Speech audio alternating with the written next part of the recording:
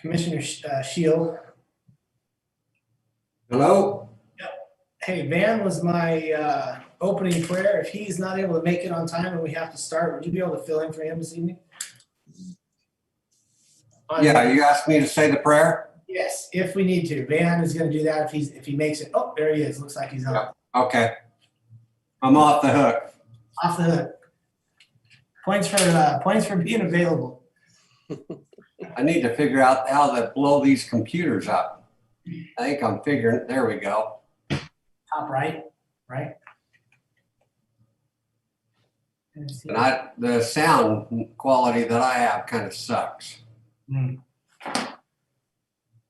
is there anything else we need to wait for? Can we go ahead and start this meeting tonight? I think we're ready. Steve, do you have any issues? Are you okay to go, Whittakin?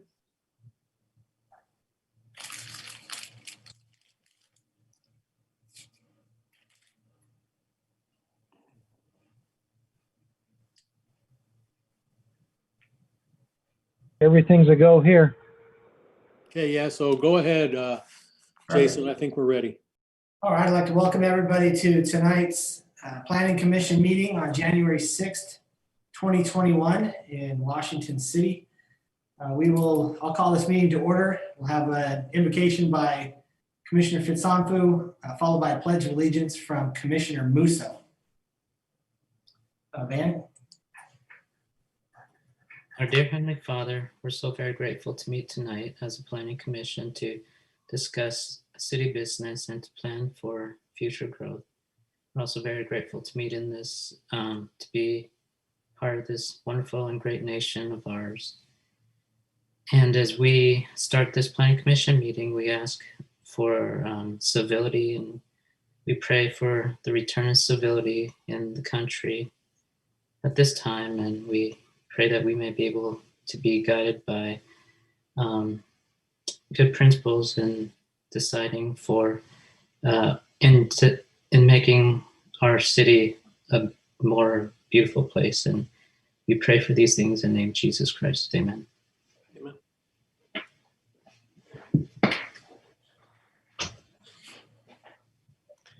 I pledge allegiance to the flag of the United States of America and to the republic for which it stands, one nation, under God, indivisible, with liberty and justice for all.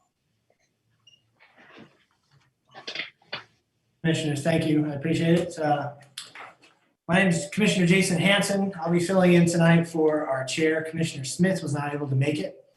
The agenda item number 1, which is an approval of the agenda. Once you've all had a chance to look at that, if you have not already, I'll look for a motion to approve that. I'll make a motion that we approve the agenda for this evening's meeting. Commissioner Musso. All right. Do I have a second? Second that. I have a first and a second. All in favor? Aye. And any opposed? We'll move to the second agenda item, approval of the minutes from our meeting December 2nd, 2020.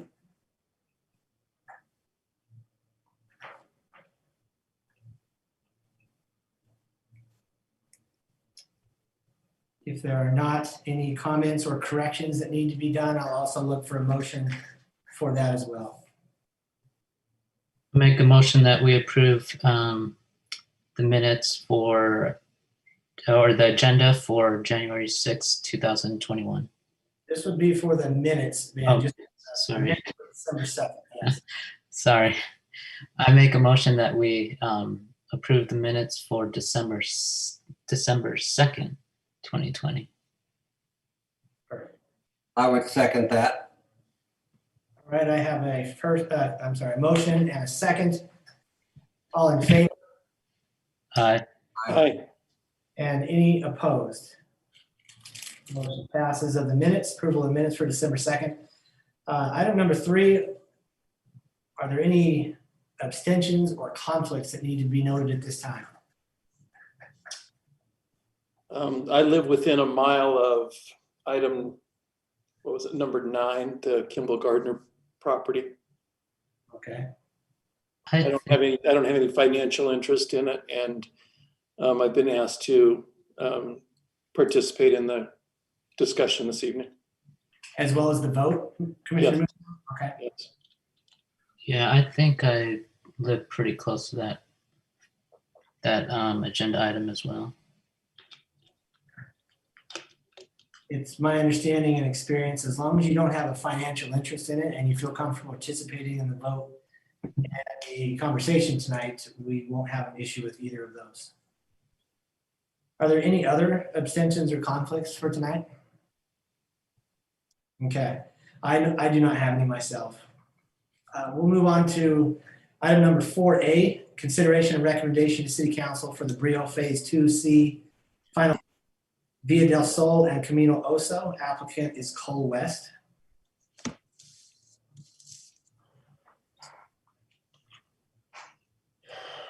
Did everybody see that plat okay? It's small, but I can see it. There we go. All right. As stated, applicants requesting approval of the final plat for the Brio Phase 2C subdivision. This particular portion of the overall development is proposing 24 lots. The area coverage is 6.318 acres. The zoning is the Brio Planned Community Development, or Brio PCD. The preliminary plat was approved back on August 23rd of 17. Staff's reviewed the requested proposal and finds that the proposed final plat conforms to the approved preliminary plat. Therefore, staff would like to recommend that the Planning Commission recommend approval of the final plat for the Brio Phase 2C subdivision onto the City Council. That's, of course, with the findings and conditions, and it's the 5 standard conditions that we normally have for every final plat. So with that, I'll be more than glad to answer any questions the commissioners have on Brio Phase 2C.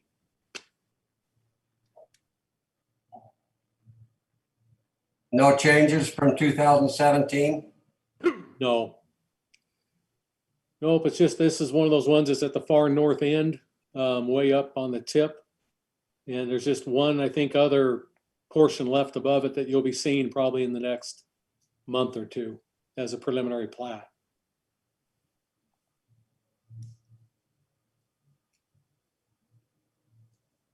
And that'll put them way up by the parkway.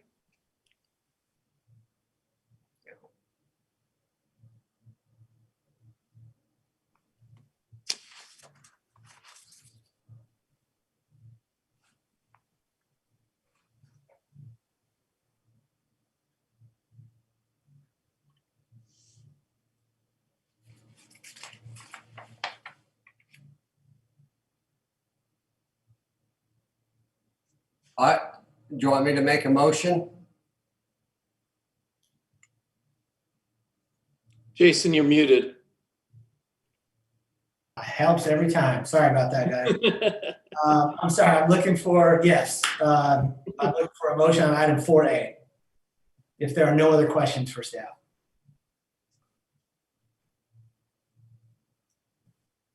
I would make a motion to recommend this to the City Council for the Brio Phase 2C final plat located approximately Via del Sol and Camino Oso.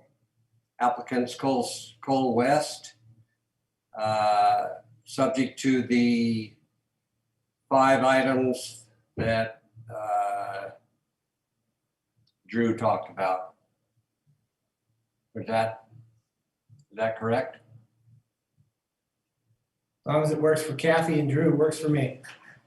I need a second, though. I'll Yeah. second that. All right, I have Commissioner Shield, followed by Commissioner Musso. We'll do individual voting on this. Commissioner Shield, Yes. Commissioner Musso, Aye. Commissioner Fitzsimons. Aye. I as well. Commissioner Hanson, am I. Item 4A passes unanimously. Move to item 4B, consideration and recommendation to City Council for the riverbed at Sunrise Valley Phase 1 located approximately 500 South Country Way. Applicant is Midden LLC. Okay, thank you. As stated, applicants requesting approval of the final plat as named Riverbend at Sunrise Valley Phase 1. This particular subdivision is proposing 30 lots and the area of coverage is 9.79 acres. The specific location on this for zoning is, sorry, not the Brio, but this is a PUD residential, and its preliminary plat was approved back on August 26th of 2020. Staff's reviewed the requested proposal and the proposed final plat conforms to the approved preliminary plat. Therefore, staff recommends that the Planning Commission recommend approval of the final plat for the Riverbend at Sunrise Valley Phase 1 subdivision onto the City Council, of course, based upon the findings and subject to the conditions, and it's the standard 5 conditions. I'll be glad to answer any questions you might have on this proposal.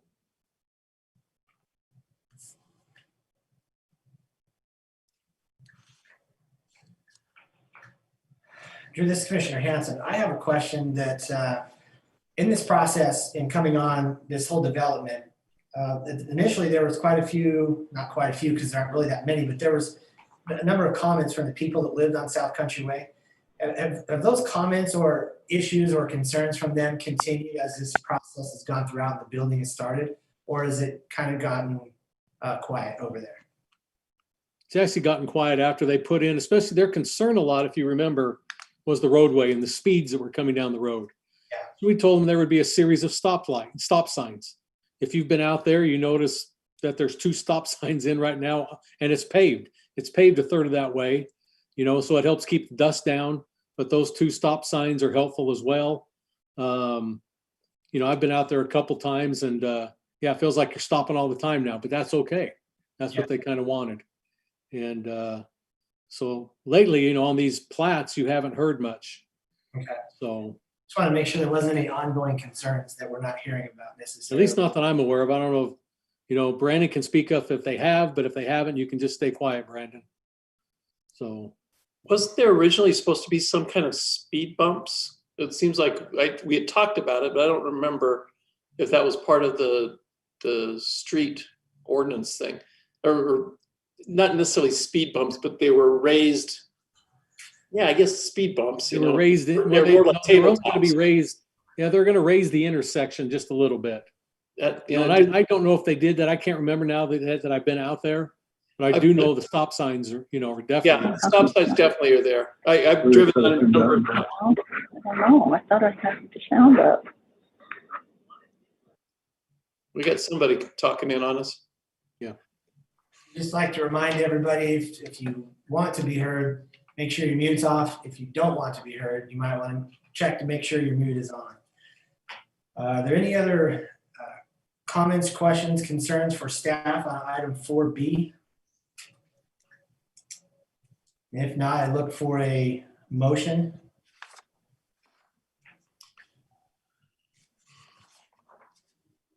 I'll make the motion. I recommend approval of final plat at Riverbend at Sunrise Valley Phase 1 subdivision located at approximately 500 South Country Way with the conditions and findings outlined in the staff report. All right, I have a motion. Do I have a second? Commissioner Musso, I'll second that. I have a motion by Commissioner Fitzsamfu. I have a second by Commissioner Musso. Individual voting, Commissioner Fitzsamfu, Aye. Commissioner Musso, Aye. Commissioner Shield, Aye. and I as well from Commissioner Hanson. The motion passes unanimously on item 4B. We'll move now to item 4C. This is consideration and recommendation to City Council for the Washington Vista Phase 3 located approximately Washington Parkway and Fairway Drive. The applicant is First, I'm assuming that that's correct, First Nation Investment LLC, Matt Lowe. You're right. Okay, it's not First National? No. Okay, First Nation. Thank you. Okay, the applicant is again seeking requested of a approval of a final plat. This particular subdivision, the Washington Vista Phase 3A, is proposing 31 lots, and the area of coverage is 12.109 acres. The zoning at this particular location is the single-family residential 10,000 square foot minimum, or R110 zoning district. The preliminary plat was approved back on November 13th of 2019. Staff's reviewed the request proposal, and it finds that the proposed final plat conforms to the approved preliminary plat. Staff therefore would like to recommend that the Planning Commission recommend approval of the final plat for Washington Vista Phase 3A subdivision onto the City Council. And that's again based on the findings and subject to the conditions.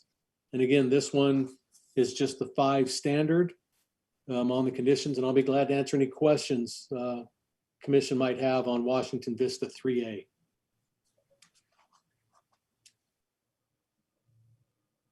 So again, no edits since 2019. No, and just to let you know, if there were any changes that were big, I would have pointed those out to you, or we wouldn't have let them file for a final plat. We'd have make amend, certain ones. They'd have to amend a preliminary plat if they made too much of a change. But this conforms to that preliminary plat.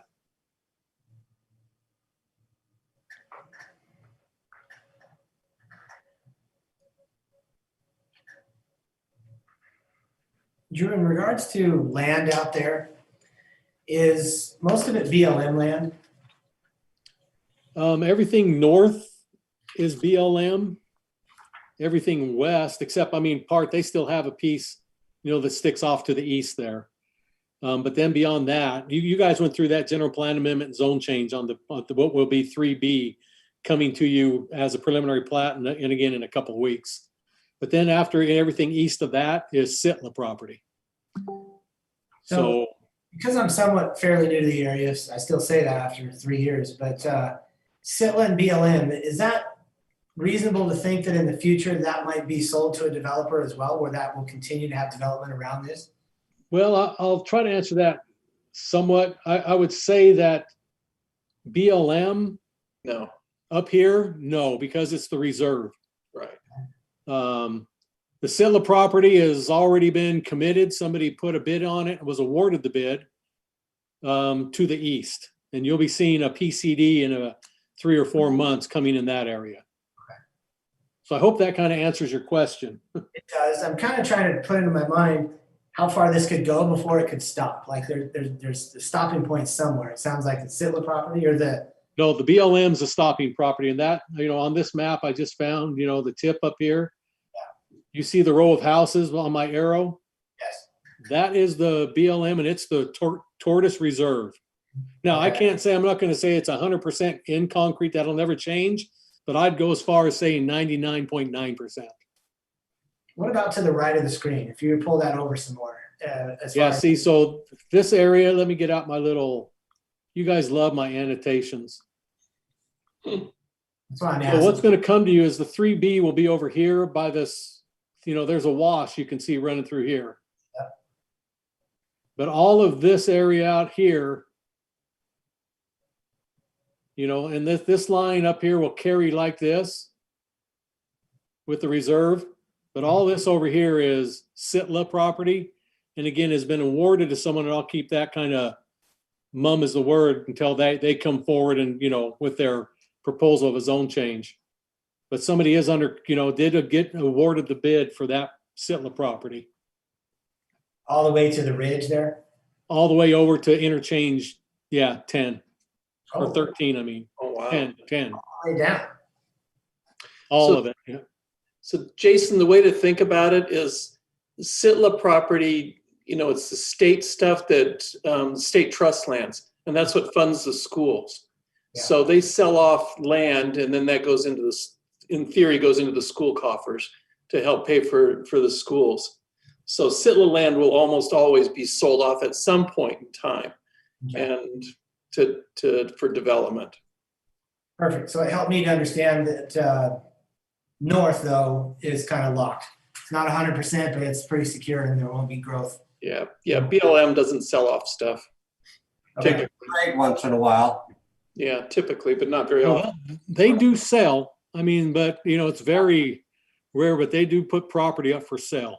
But this piece won't because it's under the reserve. Okay. That's why I say it probably, and again, I don't ever say anything 100%. I found that some things change, but it's a 99.9% that nothing will happen. Let me just change my color, up here. Yeah. That's pretty much the tortoise reserve up there. I chose green because the turtles are green sometimes. So, and that line roughly runs right like this. Okay. And then Sitla property is down here. All right. I personally don't have any other questions. Commissioners, anybody have anything else for staff?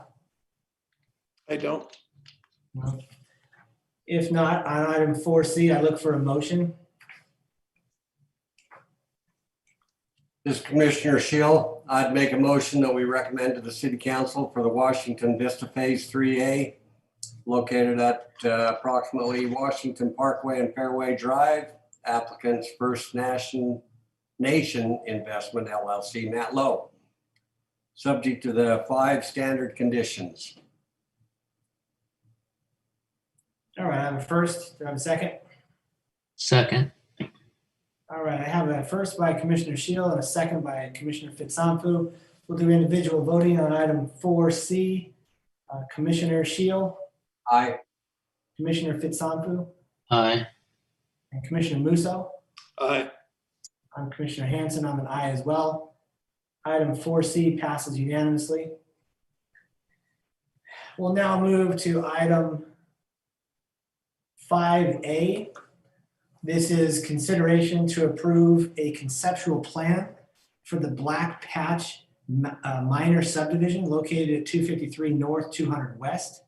The applicant is Jeremy Black.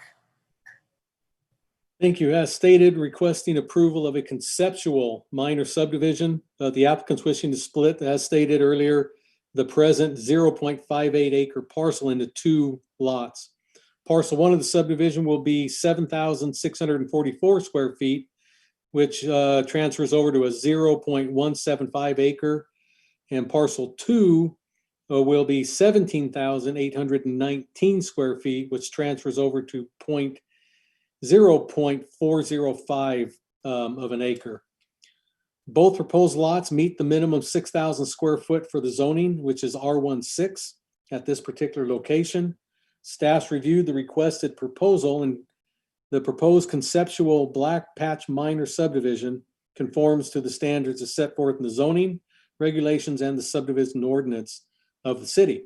Staff therefore recommends that the Planning Commission approve the conceptual design of the Black Patch minor subdivision. It's just based, of course, on the findings and conditions in your report.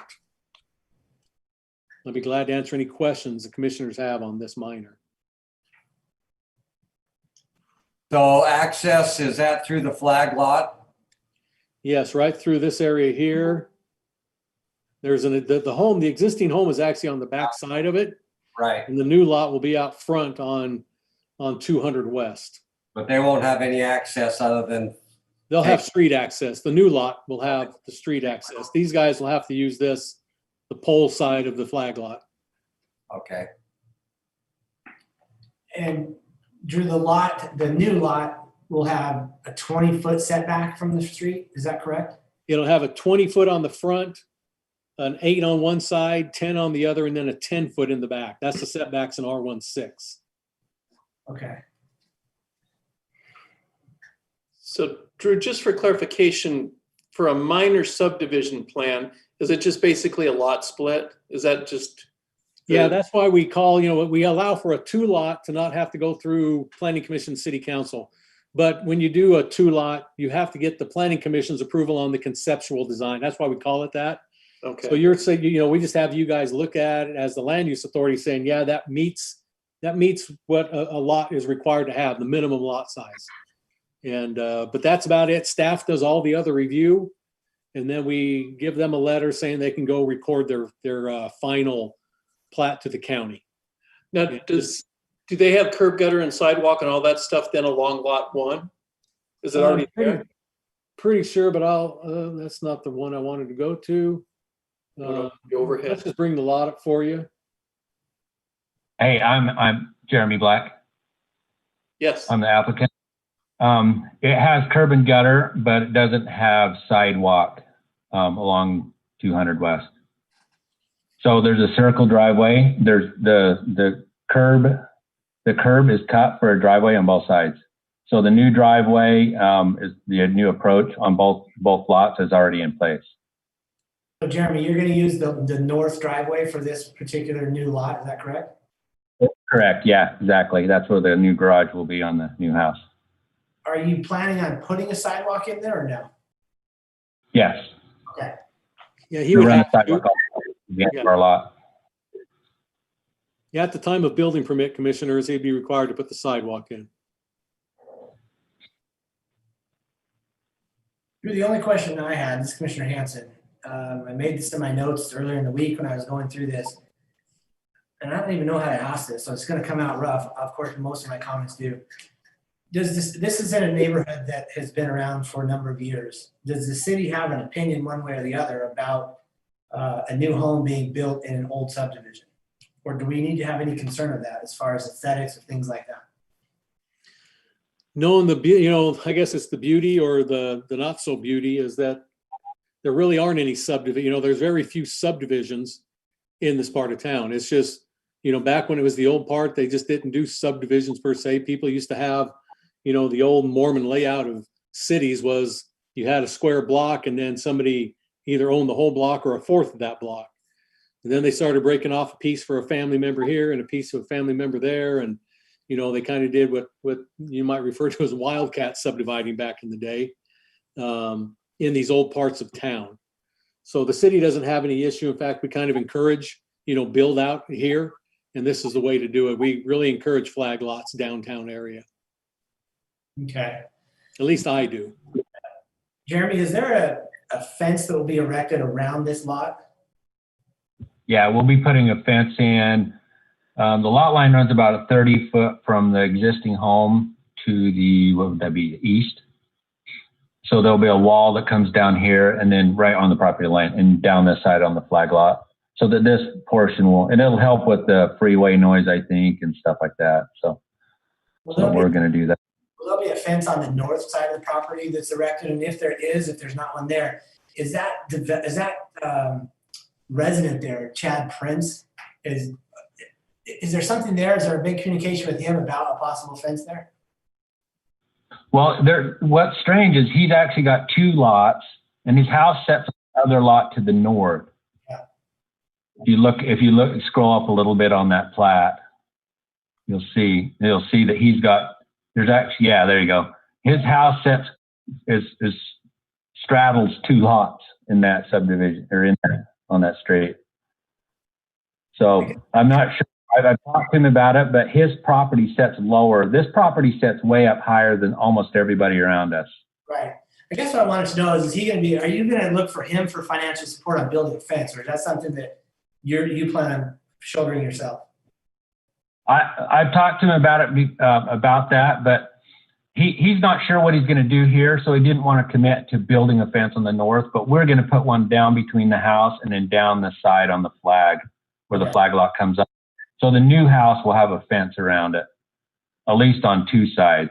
And so once he decides what he's going to do with his, then I think he probably would want a fence in there, I'd imagine. So Do you have a buyer or are you going to build a house and sell it? I live in the one on the back and I'm a builder. So I was planning on selling the house in the back, which I'm actually in the middle of painting and stuff right now, and then building my new house in the front. Oh, okay. And that leads me to one of my other questions, Jeremy. You were talking about how this is, there is an elevation change from the street to where you're going to put this. It's not a walkout or anything like that. You're going to be digging to where there'll be a pretty substantial wall, correct, on the back half of this property from your new house? About 3 feet of retaining is all, about 3.5 feet. Okay, And then driveway will be a little bit steeper, but not horrible. We've surveyed all that and we've got the pad about where we want it. So we haven't done any excavation yet, but we've surveyed it to make sure where we're going to dig out. So all right. I don't have anything else. Other commissioners?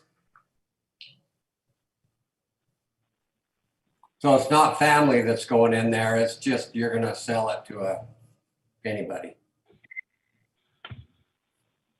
the back or the front one? The back lot, Yeah, the rear one. Yeah. I'm sure there'll be a family going in here. It's a nice house. yeah, I just wondered if they're related to you, who's going back there, you don't know.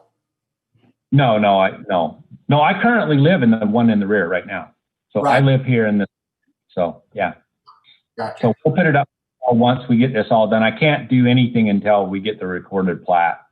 So I think, Jeremy, what he might be mentioning is the most recent that we've seen that looks something like this, where a lot split, it was a family member that was going to be in both that were related. I think that's the purpose of that question. oh no. I don't want to speak for you, Commissioner Shield. I think that's what you're. You're right on. Yeah. Thank you. Okay, if we don't have any other comments or questions or suggestions for staff or the applicant, I would entertain a motion on item 5A. I'll make a motion. I would propose that, well, so does this have to go to city council? It does not, right? It No, doesn't. you just approve the conceptual design. I would make a motion that we as a planning commission approve the conceptual design for the Black Patch minor subdivision plan located at approximately 250 South and 200 West. The applicant being Jeremy Black, with the 5 standard, well, I guess only 4 conditions as outlined from staff. Prior to a second on that, this is Commissioner Hanson. If we could take out the word in that was designed and make it plan, I would feel more comfortable with that on the motion. Consideration to approve the conceptual plan as opposed to design, because I don't think we've seen a design, obviously, of a house or something like that. That's how I would read that if I was reading that. Okay, so approve the conceptual plan of the Black Patch minor subdivision based upon the 4 conditions as outlined from staff. Yes, thank you. I'll entertain a second. Second. All right, I have a motion by Commissioner Musso. I have a second by Commissioner Fitzampu. We'll go to individual voting. Commissioner Musso, Aye. Commissioner Fitzampu, Aye. Commissioner Shield, I'm on the fence. Is it, does it have to be unanimous?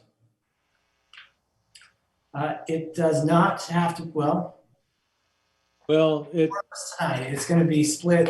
A it drill. just has to be 3-1 or 4-0. Yeah, well, I'm just not in favor of flag lots.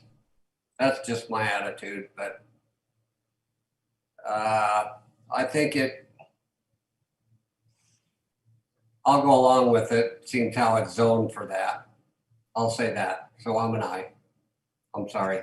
All right, and this is Commissioner Hanson, aye as well. The item 5A passes unanimously for approval. We'll move on to item 6A, consideration and recommendation to City Council, 4200 South Medallion Drive Road dedication. The application is Washington City.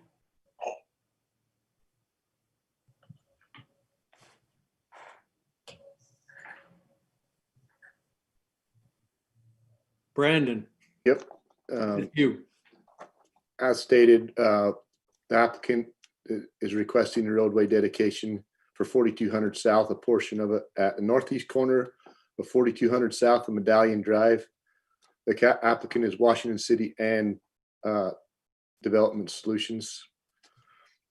This has been reviewed by Public Works Department, and the applicant is requesting approval of the roadway dedication plat for a portion of 4200 South.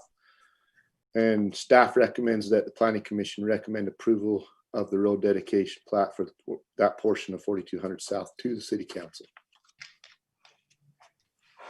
I can give you a little bit of history if on this if you need. Please. So this, you can see that Treasure Valley common area, that phase 4 right there, that extended out, that got dedicated all the way out into 4200 South as common area. So that in turn, we had to go back and take that out. The city has acquired this common area. Washington City has from Treasure Valley. We have a trail through there also. And then it, so it's like little over 2,000 square feet that we're trying to put into a roadway dedication plat. So we can, the 4200 South will continue through there. Drew's almost got it right there.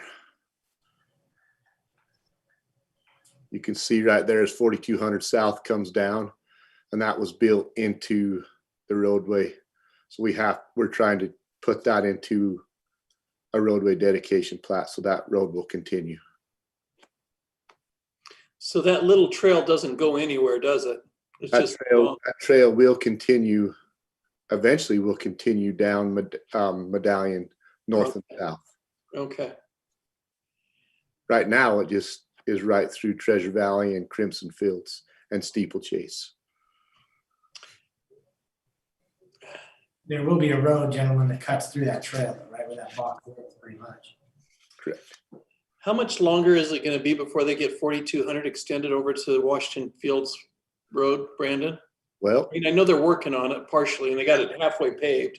so just to give you guys, so their portion, qualities, development solution and quality excavations portion, they're working on it as they go through phases. Right. Washington City is actually just got bids to finish the portion through the Hoops property up there, just on to the side of Right. Bedford. So we've got bids, and we are in the process of reviewing that right now, and I can't give you a date when we're going to start, but we're closer than we were when we talked last time. So we do have bids in. Let's just say we do have bids back from contractors, and it's getting really close now. So it'll continue. because that's the last little sticking point is the city's portion, right? We do have that acquired with the Hoops through there. We do have that land to be able to go through there. We have an easement through there. Okay. We are participating with them. St. George City has to get a 24-inch water line through there. So we're really close now. We're close. Okay, because they have, That portion will come down and then hook into Treasure Valley at least right now. So they could use that and get onto Treasure Valley before they can get all the way through 4200. So it'll work out to where they can utilize that until 42 connects all the way through. that would be nice because that whole area down there, I mean, they all have to funnel back up to, 20 East or That's- wherever. Yep. And It's really congested out there right now. yeah. Oh, I can't give you a date because I don't have a date of when. We haven't signed any contracts or anything, but we are right in the process of getting bids back right now. so I mean, if you were, without giving us a date, I mean, are you thinking 6 months, 8 months, a year and a half? I'd put it out maybe 8 to a year. Okay, that's still a long time. That's Yeah, but it could go faster. okay. Brandon, this is Commissioner Hanson. Is what we're looking at tonight, is it kind of a formality? Like I would have thought this was already part of the city saying we didn't need to do this. So it was still deeded over as that common area. So we just need to turn that little chunk right there that you can see. I think it's 2000. It showed And do you have to approach, did you have to approach them or do they approach you and say, hey, we want to give the city this? We approached them about getting that property, and they deeded it over to us, the common area. But in turn, we needed to turn that end of the common area so we could have the roadway continue through there. Because in the plat, it showed it as common area extending out into 4200 South. There was multiple things we needed to do to get to this point. I think my curiosity has me, is it something they're like, yeah, sure, we'll leave it to you? Or is it, oh, well, we need something from the city? Like, I would think that you would have always gotten that. Does it go that smoothly or am I being too It optimistic? actually went really smooth with this. It actually went pretty smooth. Okay. So I was grateful for that. Okay. Commissioners, do we have any other questions for Brandon tonight? On item 6A? So the only thing Washington City is going to be paving or responsible for is just that portion, right? Here, Yeah, right there. Yeah. So I'll tell you that it already is paved. it is. We're just doing a roadway dedication, so it's legally a road. Right here. It's a formality of a roadway. Out of the common area and into a roadway. I just thought of a quick question. That trail, as the red lines are drawn down, the blue, and that becomes, when 4200 becomes a full road going through there. On the east side of Medallion Drive, will that be a sidewalk that's put there? Or will the trail essentially become the sidewalk? So the trail turns and runs on the north side of 4200 South down through Crimson Fields. And then it'll also continue down north and south on Medallion Drive as the development continues. So what I mean is where the road on Medallion is right now, where that black car is, kind of up about 2 to 3 inches from there. Just to the right of that, where it said we're right there. So that's like a gully kind of a thing and the trail. But on the left of where the mouse is right now, will there be a sidewalk put there? Because I don't think there's a sidewalk there now. So No, it's, but there's a it's trail. not, it's a canal, it's the canal company's easement. That's where their canal, the pipeline lays. Right. That's why it's such a large easement. It's a 50-foot easement in there. So what does that look like on, I wish I had control of the mouse. Right where it says 280 East, right in the middle of that intersection, it would be in the future, right above the E to the right, about a half an inch, right there. What does that look like when that's a 4-way intersection? Is that, because there's not a gutter, there won't be a curb there, will there? There is. If you drive out there, we put a radius in there. So Okay, it turns at a radius on the curb and gutter. And okay, then that trail comes over and hooks into the radius and also runs east and west on the north side of 4200. That trail will continue all the way down 4200. I did not recall that is a sidewalk on east of Medallion. I thought that went right to the gutter there.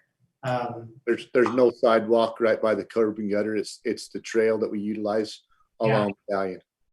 Okay. All right. I don't have anything else, commissioners. You? No, All right. If not, I look for if there are no other comments on item 6A, I look for a motion.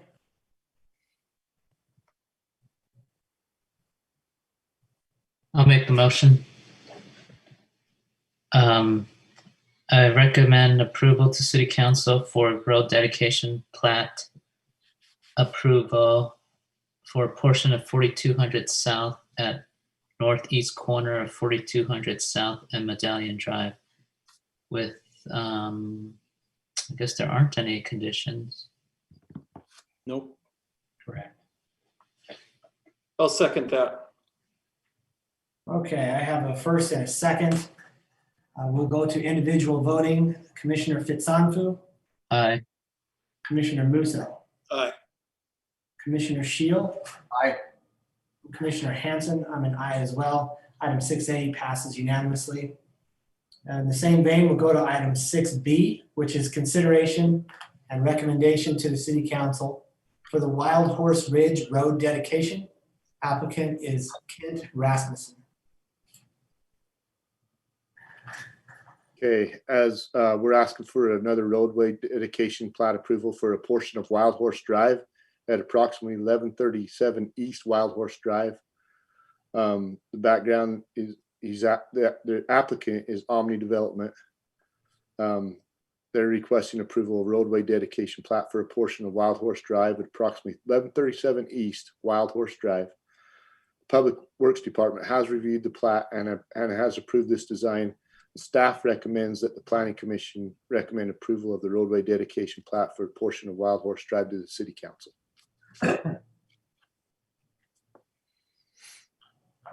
And I can give you a little more background if need be, just let me know. So Please do. where is, so it's right, okay, so Drew's drawing it out. That's correct. Okay, because didn't we just do an approval for a subdivision up in there? One lot. And so that's what this is a roadway dedication in front of this lot. Okay. Full width dedication of the road. Brandon, can you give us a little bit of history for some of the new commissioners? Correct. So that we did Chaparral Ridge subdivision, which you can see right there where it says lot 62, 61. That was as far as we went with the Chaparral Ridge on Wild Horse. And then Kent Rasmussen came back in and wanted to do one more lot right there where it says 1137 East, which is his lot. He came in with plans and got approval, and you guys, the Planning Commission, and everything approved it. It is built. We're just asking for the roadway dedication to be approved and recommend approval to the City Council. So this roadway is dedicated in front of this lot. We have All the improvements are in, correct? That's correct. Brandon, the one thing I needed to see if we've addressed was when this came to us initially, there was a drainage issue down the hill into that house at 2851 Majestic. Has anything been done to address that? So what happened is before is they did not have curb and gutter on the south side of Wild Horse Ridge, right where Drew's Mouse is. They have put that in and they paved all the way over. They did a full width build. After the last time we had that meeting, I went out and met with that homeowner on lot 15 at 2851 after the meeting. That curb and gutter is in, so it carries the water down the street like it's supposed to and conveys it down around the corner and gets it away from him, so it's not coming down his backyard. Okay. Are there any opportunities for future development to the east or south right here that's on our screen? Or is that also land? It's pretty, I guess we'd say it was on the bubble as far as like maybe being able to develop with water. We're kind of on the bubble of being able to get pressures for fire flows and stuff like that. So we'd have to do a water model and see if we could meet it. We don't know if we can meet it right now. Does Kent own that land High as- elevation. Sorry about that. I didn't hear you said. It might be too high in elevation to get the pressures for the fire flows that we need up there.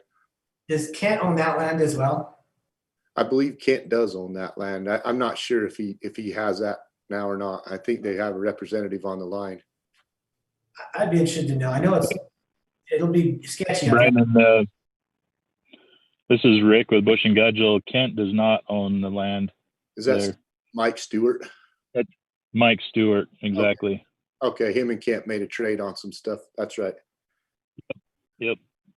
It's possible, not necessarily likely then, correct? It's possible. Have to be a lot of things checked out before we could do anything on there. Commissioners, I kind of highlighted in that pinkish color. That would really be the only, and the original owner, I don't think it's the same one, but we let them flatten that off there. And that's kind of where that brownish area, that'd be about the only available, thing. So you can maybe do one or two lots in there is it. Yeah. I'm trying to, I guess it's not for tonight, but I was trying to form a basis in my mind. If development did come or somebody came, how are we going to continue to protect that 2851 because the grade is so steep there? I don't want them to flood out again, or the others for that matter, with this being that big, but we'll address it when it comes or if it comes, I guess. Right now, the way that we our inspectors have gone out there and met with the people on site. They have created a berm around where Drew's mouse is. They've created a berm about 3 foot tall and sunk it down a little bit. So if we have water, it will trap it and hold it there. So Okay. it does not get over into these people's backyards again. Perfect. I don't have any other questions. Commissioners, if you do. Brandon, I just have one comment. I appreciate you taking the time to actually go out and talk to that property owner. I mean, that's kudos to you for doing that. Cause I mean, that's just shows respect to the property owner that the city is trying to do the right thing by them and by the applicant also. So, you know, That's our job job. well done. Our job is that's the most important part of our job. Well, that's a really important job, and you know, like I said, kudos for doing that, because that's just good on you. I will say they are parking travel trailers and a few things on that platted area up there. So it could turn into a yard, you know, a storage yard, which I think's ugly. We'll check it out. Yeah. If there are no other comments or questions for staff, I look for I entertain a motion on item 6B.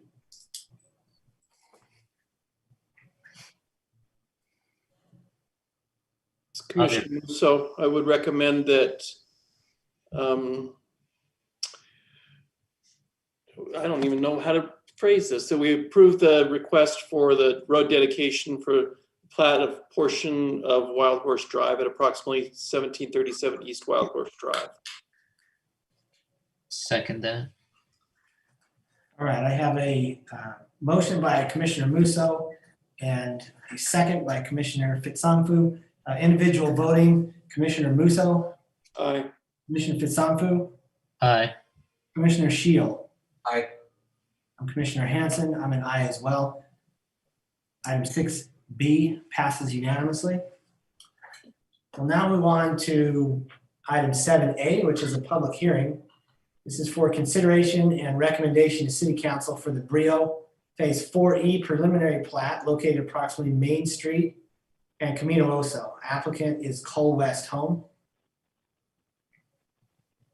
Thank you. Stated the applicant's requesting approval of the preliminary plat for Brio 4E.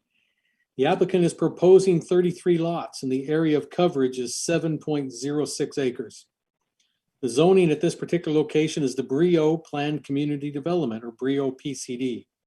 The surrounding zoning is PUDR to the east, Brio PCD to the north, west, and south. The proposed subdivision conforms to the approved zoning. The request meets the subdivision requirements and other city ordinances at this particular location. Staff reviewed the request and recommends approval with conditions of the preliminary plat as outlined on your exhibit. With that said, staff would like to recommend that the Planning Commission recommend approval of the preliminary plat for Brio 4E subdivision onto the City Council.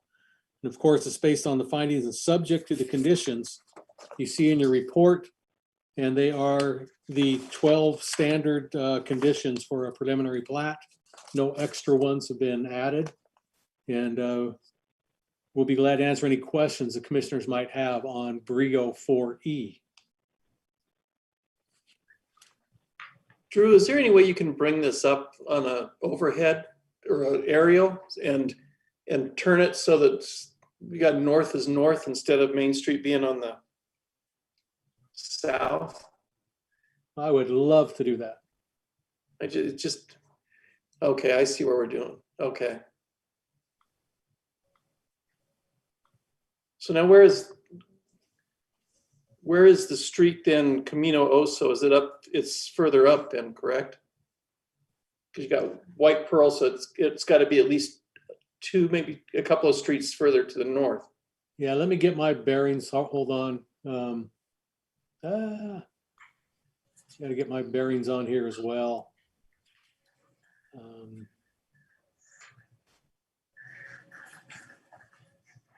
Yeah, okay. Let me now go back. It's basically, let me get my pencil. I don't want to.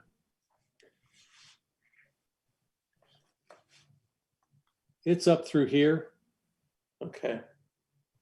And so, we're looking at this area right down all the way through here.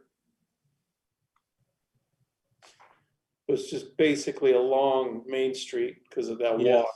And then that road you see running through the middle, you can see it's right here. And it just Okay. runs, through here. Yeah, that makes sense, huh? Does So that that's help? relatively flat. There's There's a wash. yeah, but Somewhat on over the here. south end, it's where the hillside is what I was thinking. Yeah, it's in the back, the back of this already platted, these homes. Right, There's a That's- bit of a drainage wash little area that runs right along there. okay. And I'll just kind of bring that up in blue so you know that. And that's what that different color on your plat Mm-hmm. is just showing this area will be undisturbed.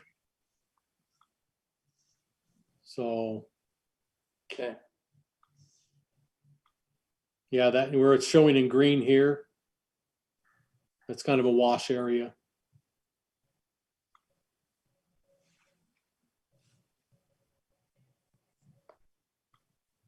Are there any other comments or questions for staff prior to opening the public hearing?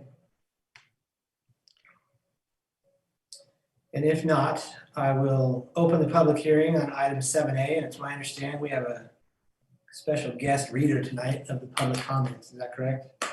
Hi, everybody. This is Jeremy. I don't know how special I am, but I'm the guest reader tonight. So we do not have any comments, Commissioner Hanson, for this item 7A. I was really counting on it. I was just waiting. Oh, don't worry. We'll get to it. With that being said, I'll make a motion that we close the public hearing on, I'm sorry. With that being said, I will entertain a motion to close the public hearing on item 7A with no comment.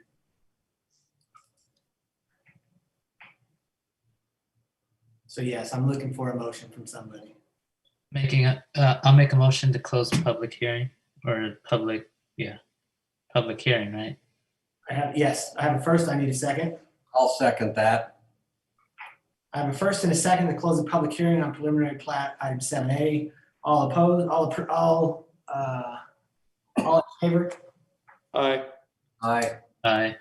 Aye as well. Any opposed? Okay, public hearing is closed. Are there any additional thoughts or questions for staff or among the commissioners that might have come up on 7A? Do we have a representative from Berea with us tonight or no? Probably not. Yes, there is. Oh, okay. Good evening. We're here. The only question I had was lot 543 is kind of funky, just, it's really wide at the front and then gets super skinny at the back. And obviously it's quite deep at 142 feet. Is there a big enough pad site there for a home? Yes, it is. And appreciate the comment, Commissioner. It certainly is big enough for a home. You mentioned it you hit the nail right on the head. It's very deep, and so certainly the home will be quite forward, obviously maintaining the front setback, but we have enough width there. This is a subdivision of what we refer to as our enclave house floor plan, which is our largest plan at Rio, and so it will fit. Yeah, because your enclave plans, what are 1,800 to 2,500 minimum? That it's a little smaller than that, if I'm not mistaken. That's more of our estate size. Oh, that's the estate. Okay. So the enclave is going to be smaller. All right. It's just, it's just a real unique lot, and it seems like it'd almost be better just to extend 540 back a little bit and just cut it back down a little, but it's not for me to say. So. This is Commissioner Hanson. So if I understand correctly, if I was driving down the road, I wouldn't see much of a visual difference between a home on 544 and a home on 543 then. That's correct. Okay. Right. It's just the backyard's going to be long and deep and narrow. Yep. That's the only question I had. Thank you. Okay, if there are no other questions for the developer or staff, I'll entertain a motion for item 7A.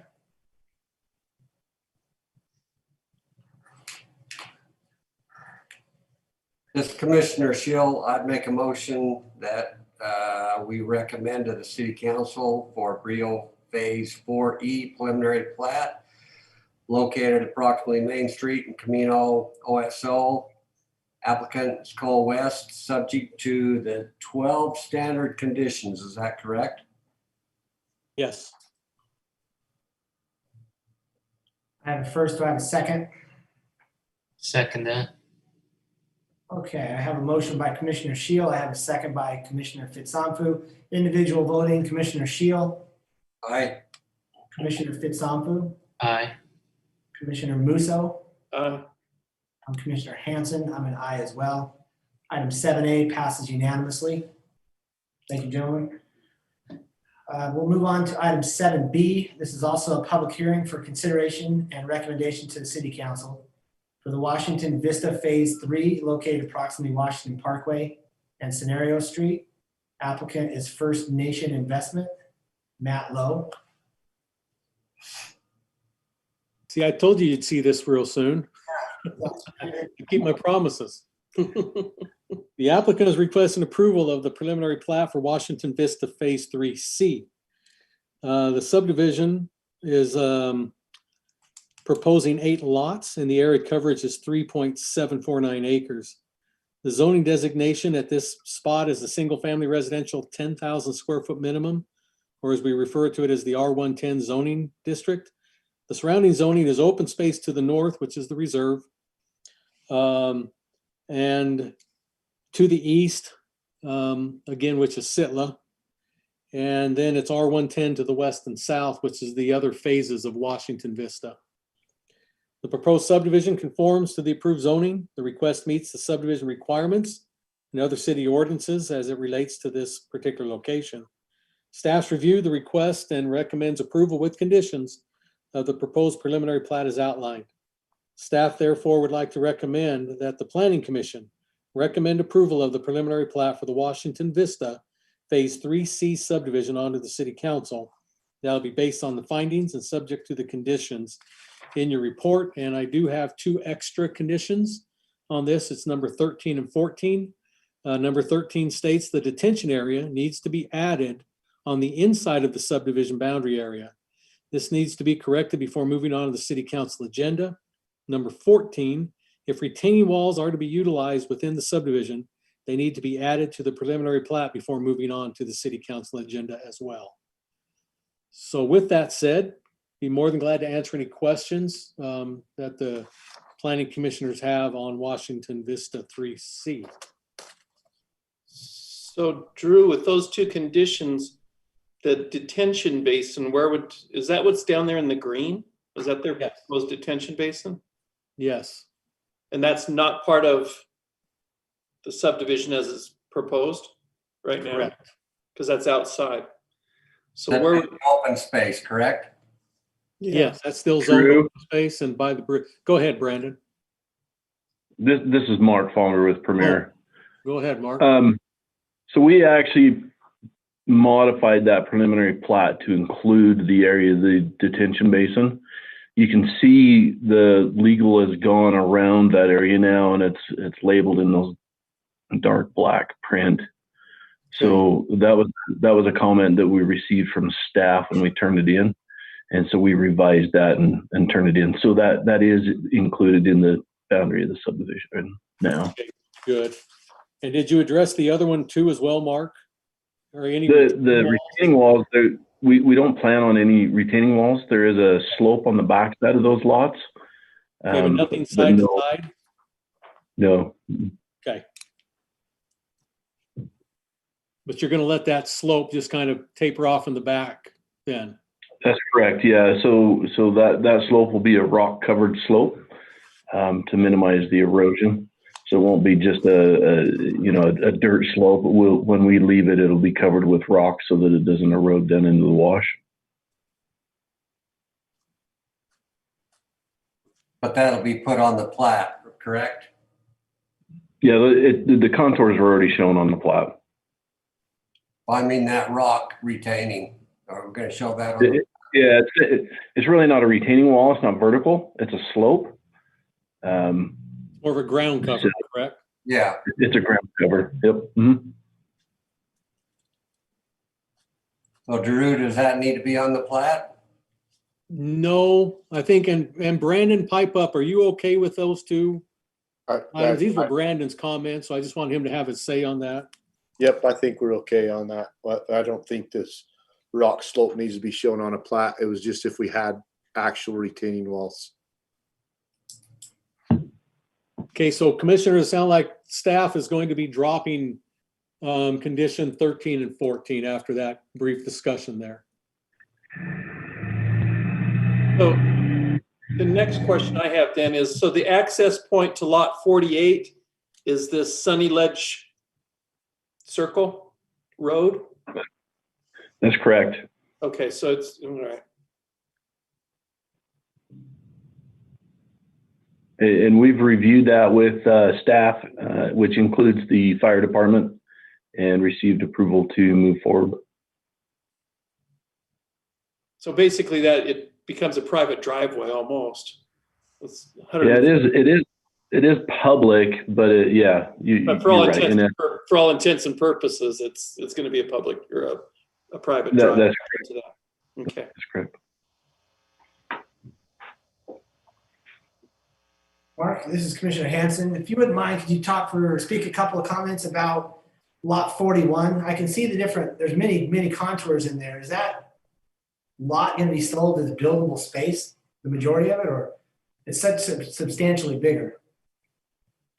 Yeah, so lot 41 is right now it's on the top of a hill, and then it starts to fall down into the wash, but we plan to fill that all the way up with soil, and then we contain the rear slope within the lot lines as he's drawn there. So it'll be flat when we're done with it, with a large rock covered slope in the rear. Okay. So the majority of that lot will actually be flat when it's done, Mr. Hanson. Is that the same with 42? Because I mean, look at the contour lines on that sucker. Yeah, 42 has a lot of slope on it, and if you have been out to site, some of this is well, most of it's disturbed already because of the grading for the previous phases. So some of that reflects not just existing ground, but remnants of stockpiles. Oh, okay. Will it be elevation equal to lot 40 and 41? Yeah, and I apologize we didn't have those existing lot elevations, but those roads are actually quite flat on this end of the subdivision, and so you're going to see maybe 1 or 2 feet of difference between. In fact, if you can zoom up between 41 and 42, Drew, you can see the pad elevations on there. That's as close as I can get on my. Oh, is that? Oh, okay. And I don't happen to have it pulled up in front of me, but there's only about 1 or 1.5 feet in most instances between the lots of vertical grade. Between 41 and 42, it's shown 5 feet. You got 3062 on 41 and 3057 on 42. Oh, okay. Yeah, 41 and 42. I apologize because it wraps around that corner. Yeah, and you are showing a rock wall then on a 4-foot rock wall between 40 and 42. I apologize. That is an odd one there because of the size of that lot. It is bigger. So, but that road, that north-south road there, it doesn't have a tremendous amount of grade on it. So 41 and 40 would be similar in elevation. So there might, maybe there's more than 1 or 2, maybe there's 2 or 3 or 4, but. The rest of them are 2 feet consistent going all the way down to the south. Okay. So It's about a 2% on that road then. The condition number 14, Drew, with that being said, if it's a 5-foot difference in elevation? And it's called out as a rock wall there. Yeah. So it's, I mean, if I understood it correctly, maybe I misunderstood. It would also be the same in between 40 and 41. Is that not correct? Where it'd be about 5 feet? no, I think 40 and 41 would be closer, and I apologize, I just don't have that information right in front of me. But 40, because it's so large, it creates that bigger separation between 41 and 42. Awesome. Thank you.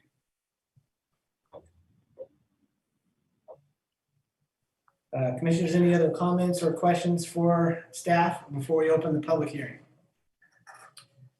At this time, we'll open the public hearing for item 7B.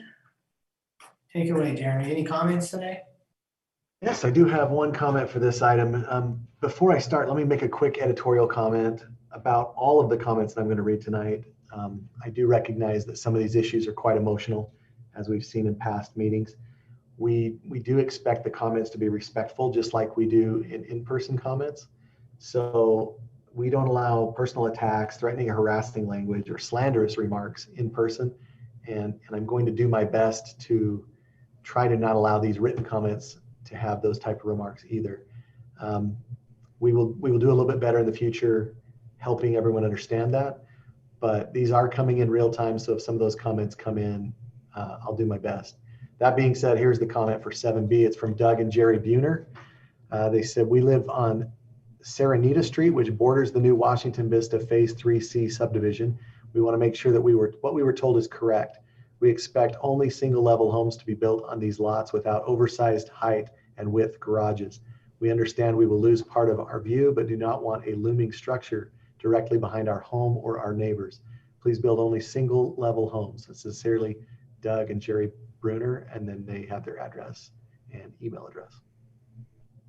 That's all I have. All right, thank you. Mark, do you have any comment on that? Sure. I'm not really sure where they live. I think they live across Washington Vista, so they certainly don't live right next to, I'm sorry, Washington Parkway. Can you show me what road they live on? Oh, so their view would be looking north, is I think what they're saying. Yeah, I think they'd be looking north. I really can't comment as to what home, these lots will be sold to individual property owners, and then they will be subject to whatever limitations of the zoning that they have. But I don't believe that there's any requirements set forth or any discussion that we've had so far that limit those to single level homes.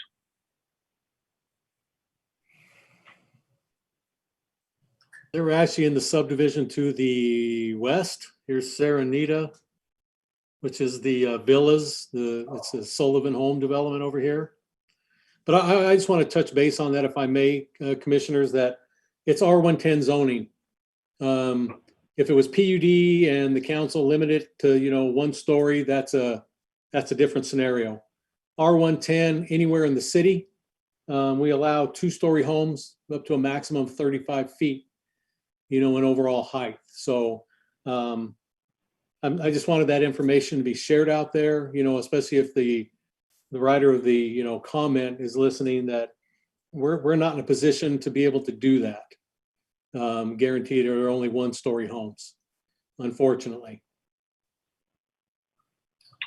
And you can see we're quite distant from there. I think they're referring to the final plat that we discussed earlier for 3A, where the homes back up to that existing subdivision.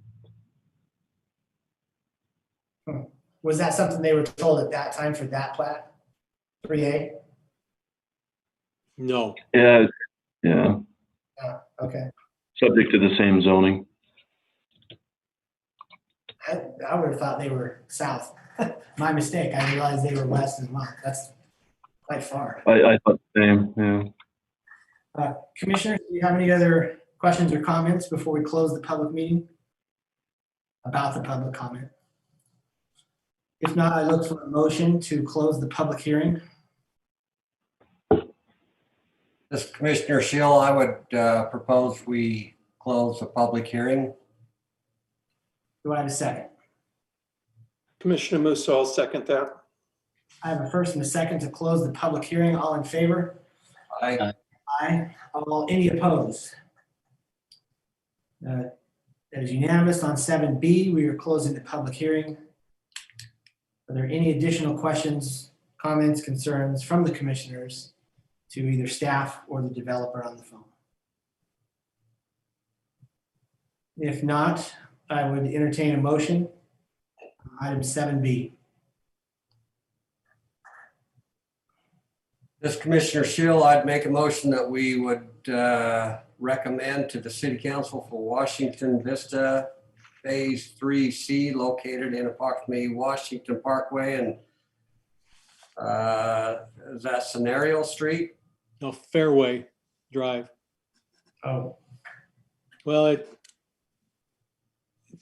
yeah, what did we put on there? I'm sorry. On It's on- it's 7B, correct? Yeah, Scenario Street. You're correct.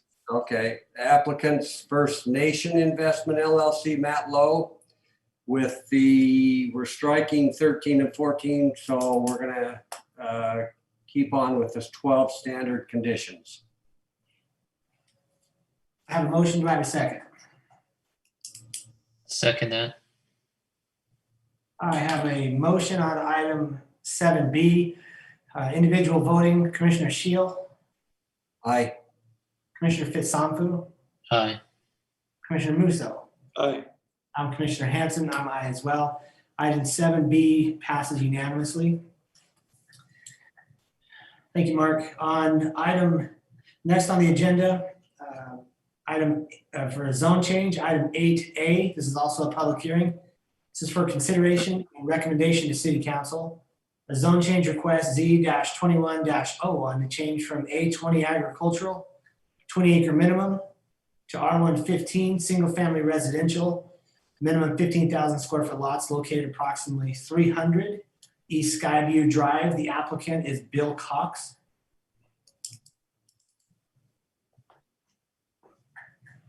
Thank you. Just had to finish a little rectangle so you knew where we were.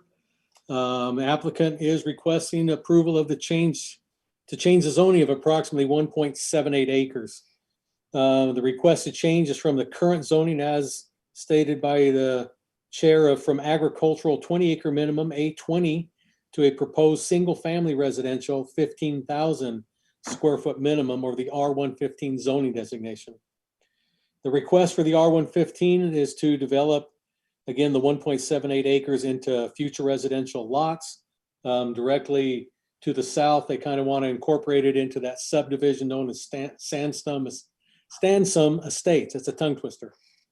At this location, the general plan use designation is very low density, which the R115 fits in. The surrounding zoning of the parcel is R115 to the south, RA half, and RA20 to the west, and then the A20 to the north and the east. The north is the St. George Academy Charter School, and then to the east is part of the Staley Farm uses on there. It's basically the corn maze is on that east. If you've ever attended the corn maze, that's on the east of this.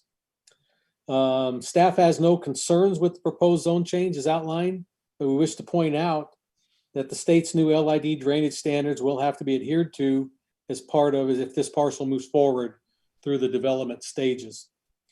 With that said, staff recommends that the Planning Commission recommend approval of Z-21-01 for the zone change request from Ag 20 to the proposed single-family residential 15,000 square foot minimum R115 zoning district onto the City Council and based on the findings below in your report. And I'll be glad to answer any questions the commissioners have on Z-21-01.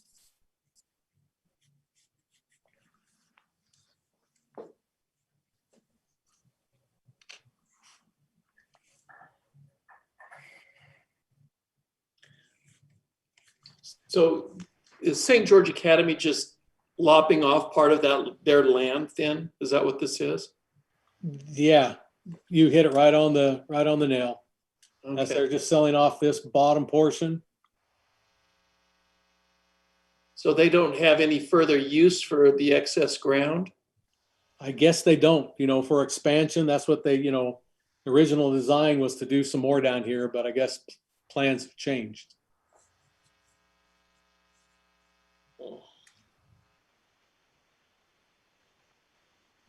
I have a couple questions, but they may be addressed in public hearing, so I'm going to wait until after that. Commissioners, any other questions for staff before we open the public hearing?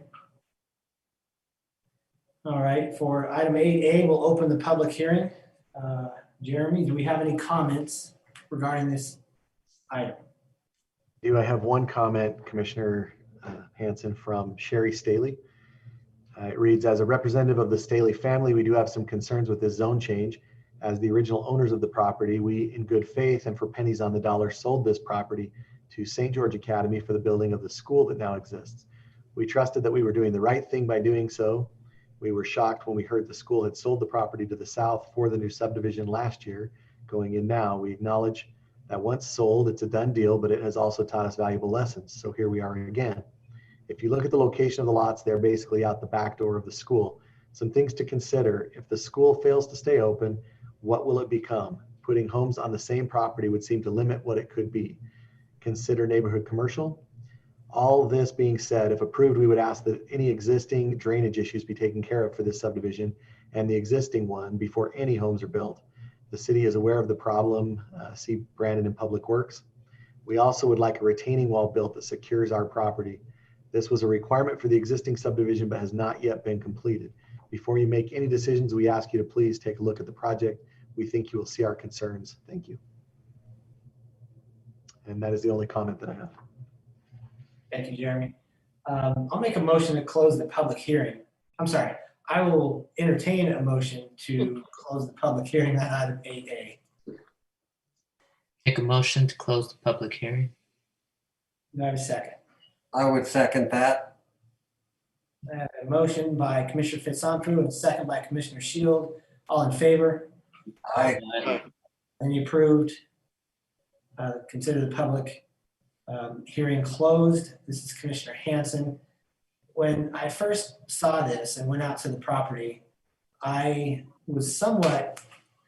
kind of felt like the comment, to be honest. I felt like it backed directly up to the school, close enough to make me notice, close enough to make me wonder if that was not the best use of this property.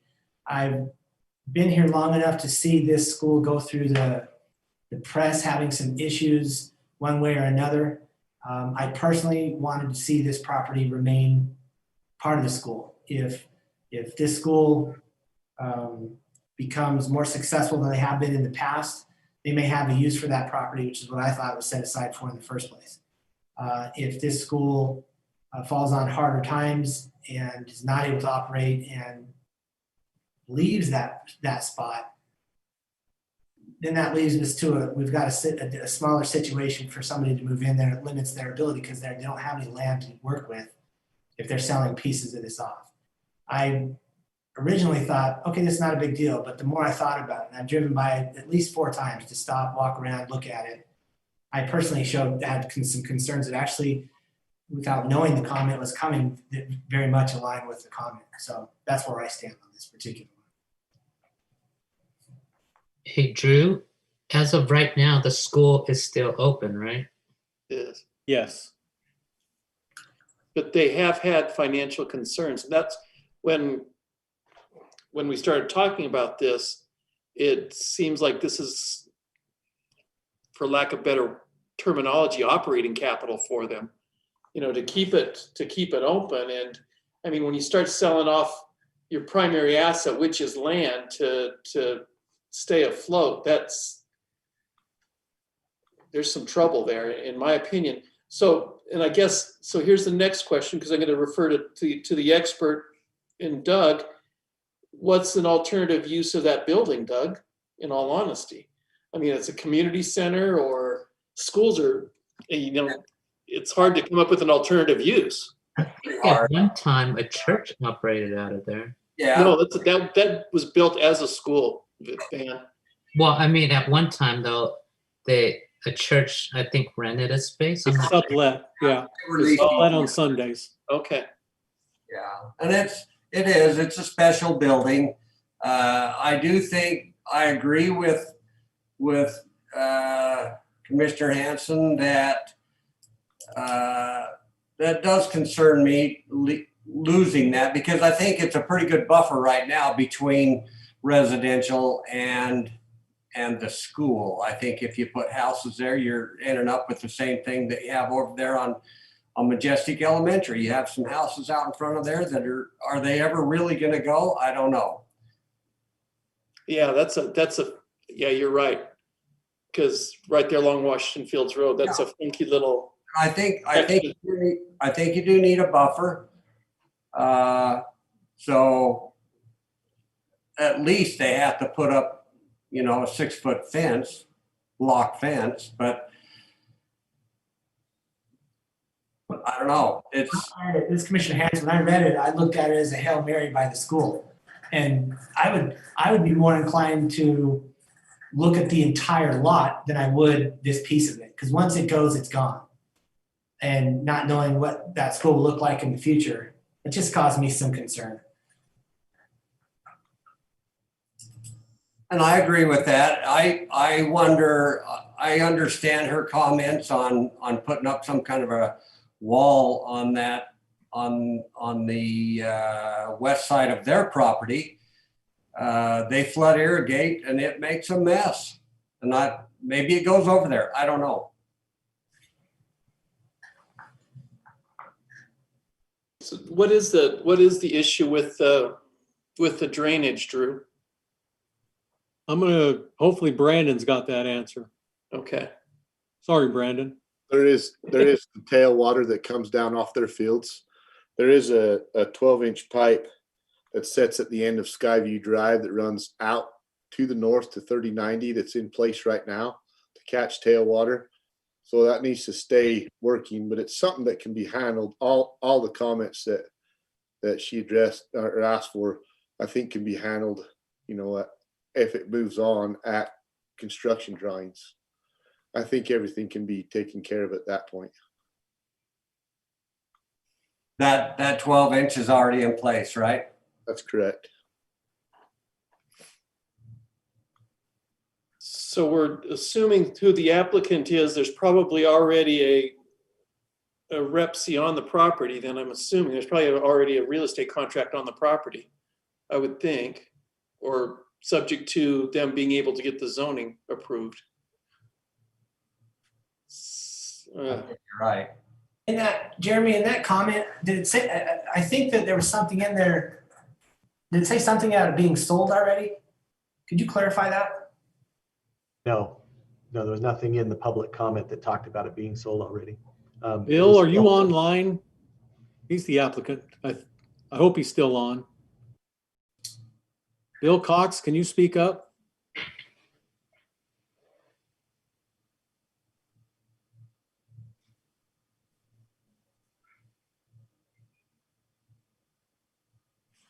I guess I don't know if he can't hear us or if he lost connection, but.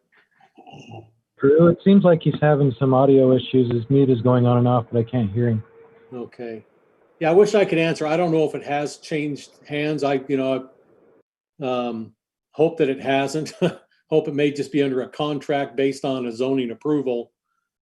Drew, is the church is not there, correct? There's no Not church. yet, but we have seen plans on it. Oh, you have seen plans? Yeah, way pre-planning plans, that they've come to us.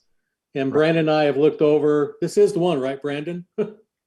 No, the one we saw was out there in. Oh, it's north, I'm sorry. Yeah, This isn't the one, but that is owned. I know it's owned by the LDS Church. It just hasn't brought anything in yet. So it will happen on that one because they did purchase it. I think I do know that.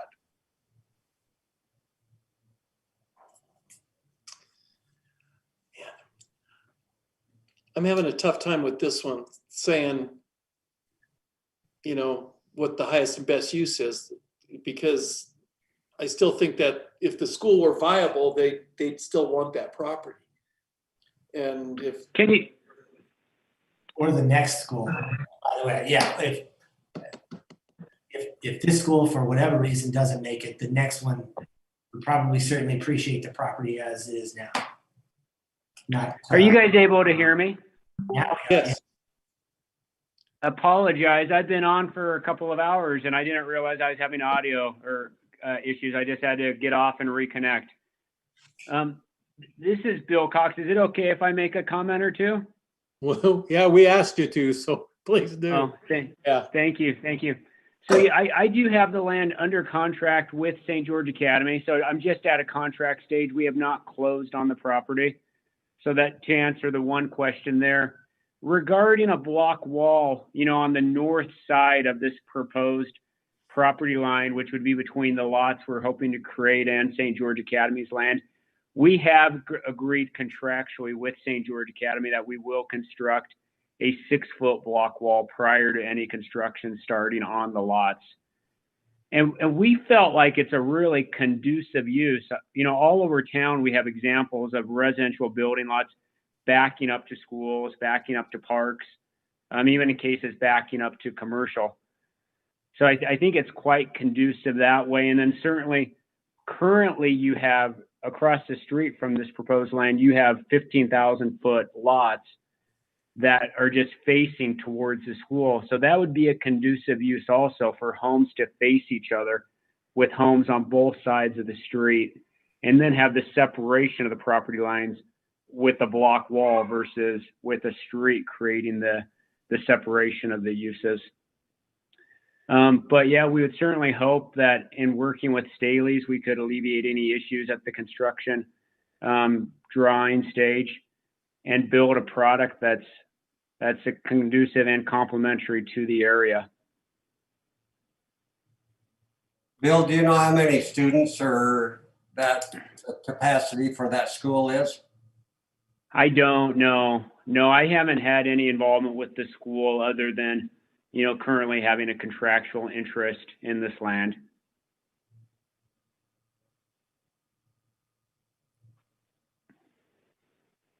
I have spoken with Neil Walter, who is on the board of the school and who's been the representative for the school in selling the land. And what he implied to me is that this land was never intended for future expansion of buildings. When they first built the school, they thought that they might have sports be a part of the school, do ball fields, things like that. And with how the school has grown, with the students they have there, and with the focus of the school has been, they've decided not to make sports, part of their charter school experience.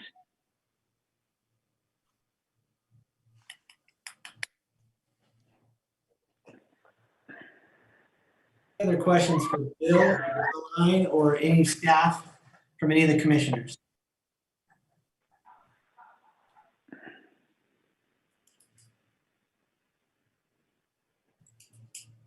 All right, if there are no others, I'll entertain a motion.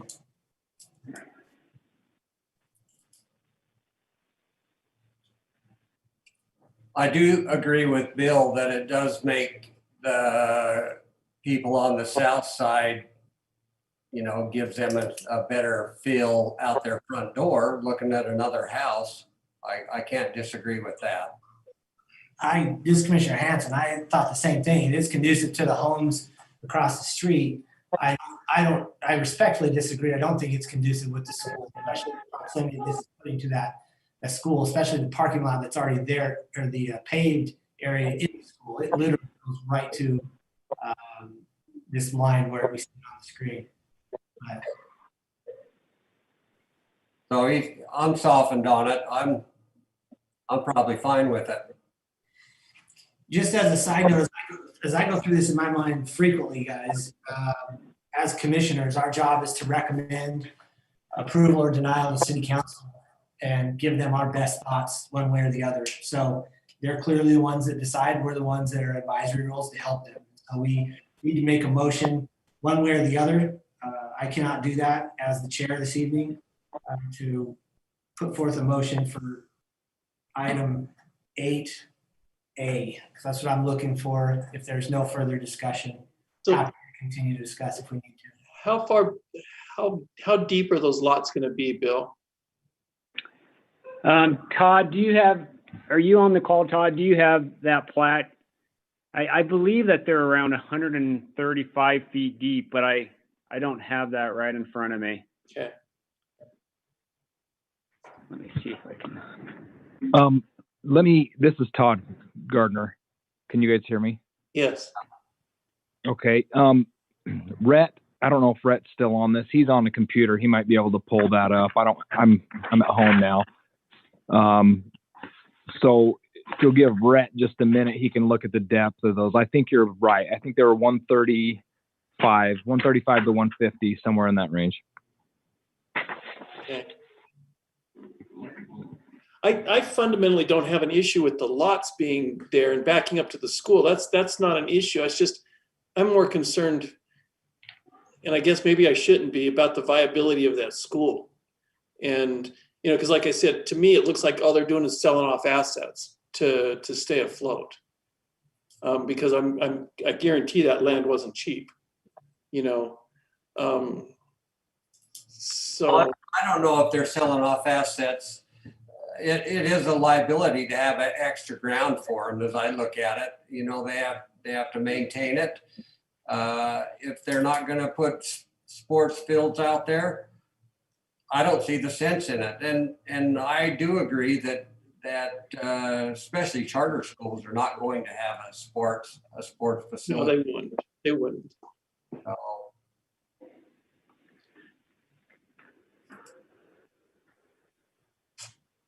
Well, I'm ready to make a motion.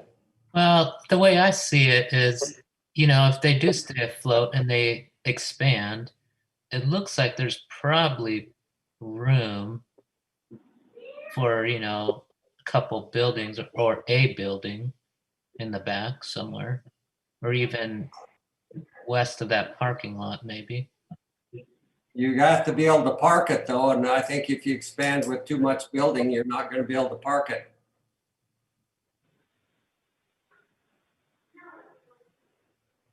Or they could expand that parking lot on that south end of the property and then just have a building behind the main building. and again, I guess that isn't our concern, is the viability of the school, but it's just, it's, I don't know. Okay. Yeah, I can't speak specifically for, the school of their current condition or their future plans. But in talking with them, the things factually that I know is, they own this land and they're not using it. And they picked a great time to sell it. It's not cheap. That's for sure. So hopefully it does strengthen the foundation of that school, and hopefully it can be viable. It's a nice part of the community. And, when they built it, I don't think they were viewing it as expanding the school to additional students in the future. I think they built this high school that they thought was appropriate to service the area. But my understanding has always been the future expansion they had was for sports. Okay.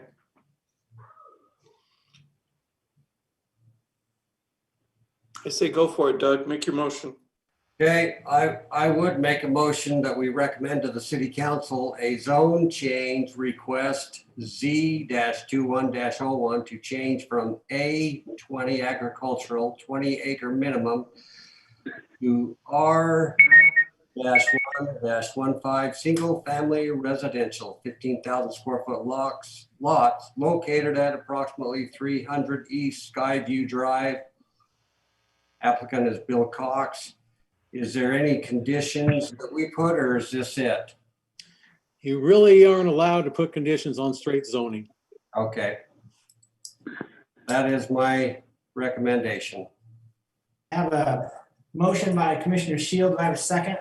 Second that. I have a second by Commissioner Fitzsampu. Individual voting, Commissioner Shield, Yes. Commissioner Fitzsampu, Aye. Commissioner Musso, Aye. Commissioner Hanson. I'm a nay. Item 8A passes 3-1. We'll move along we'll move along now to item. Thank you, guys. Thanks, Bill. 8B. This is also a public hearing for consideration and recommendation to City Council. A zone change request Z21-2 for the PUD planned unit development use and site plan approval for the Red Trails at Sunrise Valley subdivision located approximately 400 South Country Way Applicant is Midden LLC.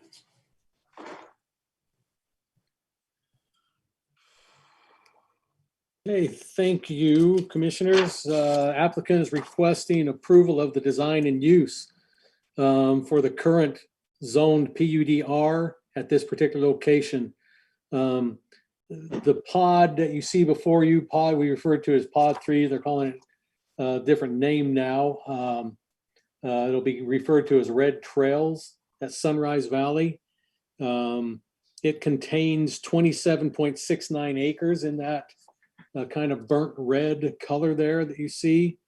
The property was granted PUDR zoning at an earlier date, with the applicant knowing that they would have to come back to the city with the specific design and use approval for each one of the pods that they're developing.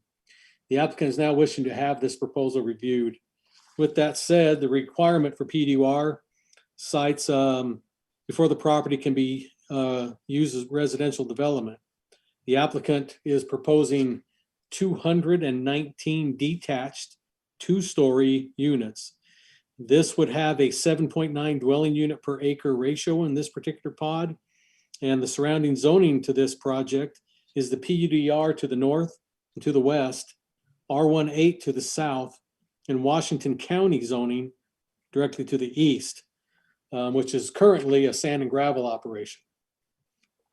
Staff has a few concerns with the proposed design of this project, though we understand that the applicant is trying to keep the cost down to help keep the homes at a more affordable price.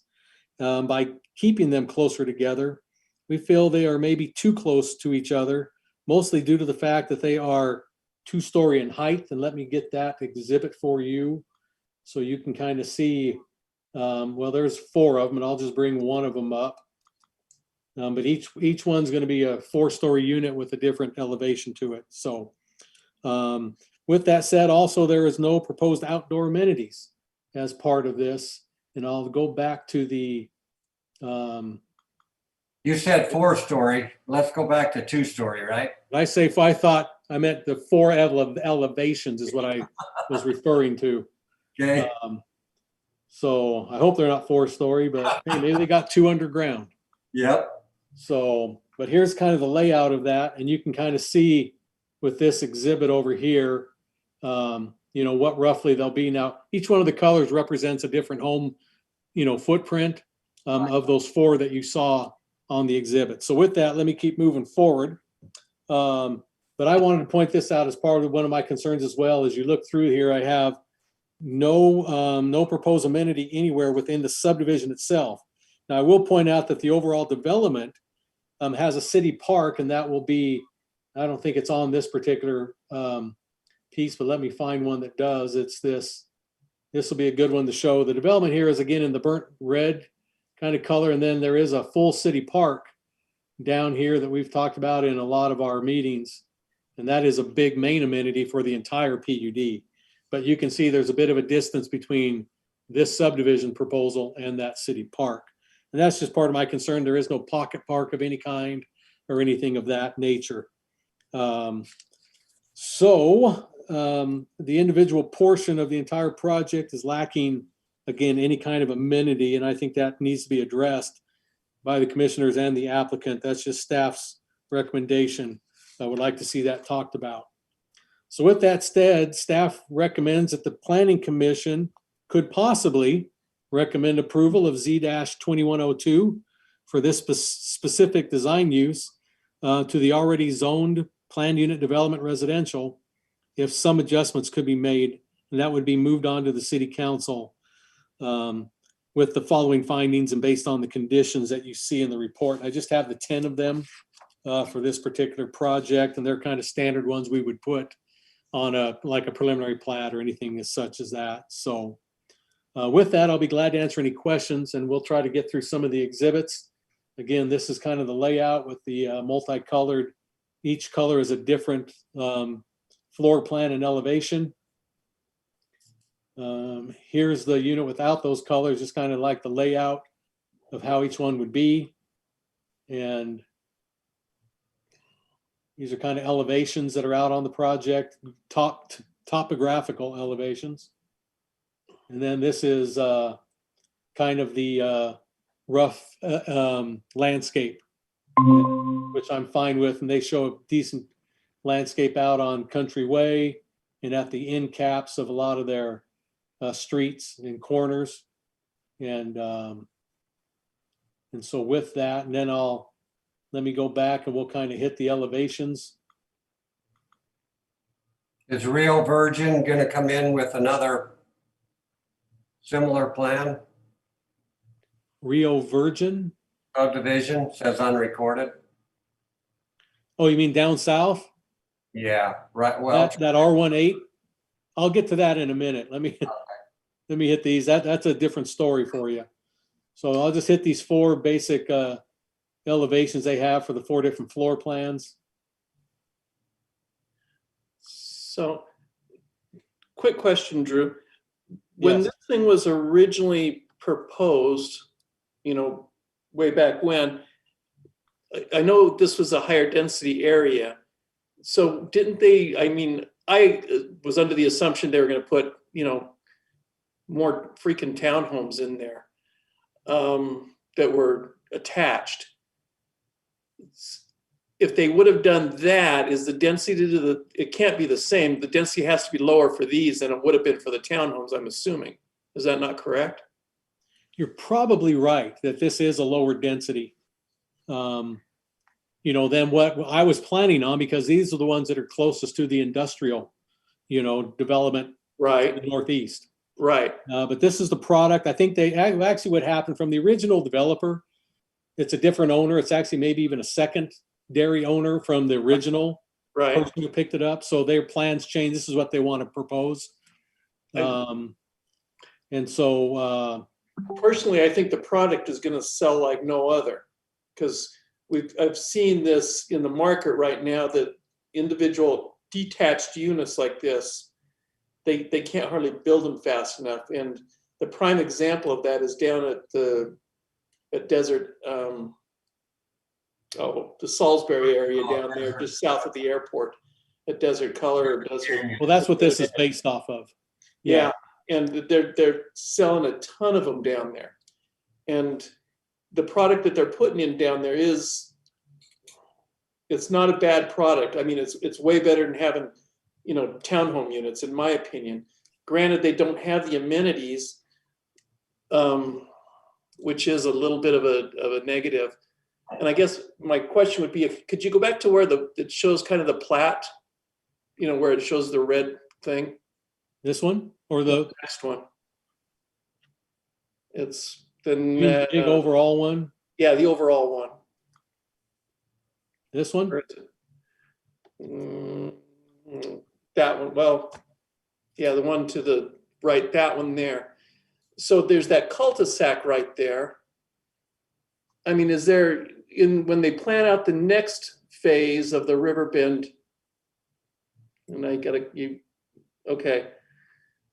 I mean, if they could just have a path off that cul-de-sac going to the south, so that it allows for possibly easier access, and they don't have to be on the main road for kids. They don't have to be on that main road that goes in and out of there, what Deep Creek Drive. If there was just a pathway between those couple of those houses off of that cul-de-sac, that would allow them to go south to the park easier. And I'm just, well, I guess there is a path. Trail right there. Yeah. Yeah. Okay. I didn't even see that until. And then it runs through here where this is amenity area in this one. Exactly. And then down into the park. But the fact that they're detached townhome or detached single family, dwellings is got to be a plus. It just has to be a plus as compared to, more townhomes, attached townhomes, in my opinion. But yeah, they're right there.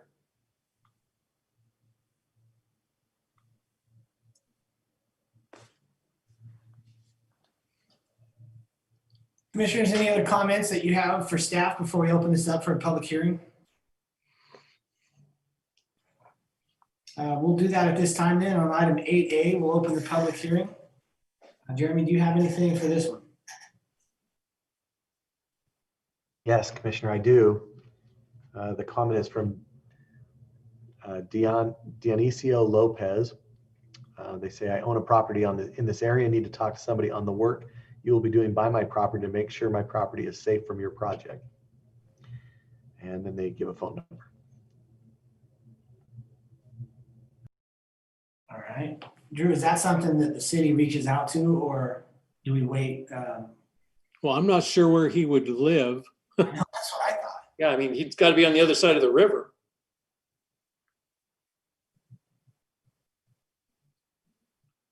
Unless, I'm not completely sure that this is 100% in reference to this project. It may just be a public comment that came in, but we will reach out to them.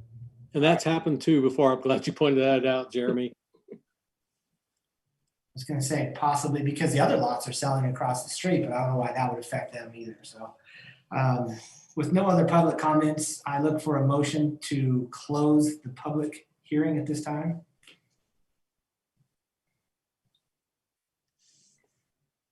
This is Commissioner Musso. I make a motion that we close the public hearing on Yes, this item. I second that. I have a first and a second to close the public hearing. All in favor? Aye. Aye. Aye. Any opposed? That closes the public hearing on item 8B. Now, commissioners, the applicant's representative is on, would like to make a comment, which I knew he would. So Adam, as if that's okay, Chairperson Hanson. Yeah, I believe it is. Go ahead, Adam. Thank you, Drew. Thank you, Commissioner Hanson. Hey, I appreciate the opportunity to talk to you guys today. I think that the commissioner was speaking earlier kind of hit the nail on the head when he was talking through that. When we got together with the new owner, so Walt Plum was the original developer. He's out of Salt Lake, and he's teamed up with some guys down here who are more local and have a better feel for kind of what's going on down here. The original intent was to put townhomes over there, but looking at the market, talking through with some different real estate people with what people are really wanting to have, there's a whole segment of people who are being missed right now who want to have a detached home, who don't necessarily want to have a townhome, but they don't necessarily need or want a large yard or some of those other things. And this just puts it into that more affordable area for them. The density is about 4.5 dwelling units less per acre than if we were to go townhomes. We originally had 250 townhomes planned in here that would have met that.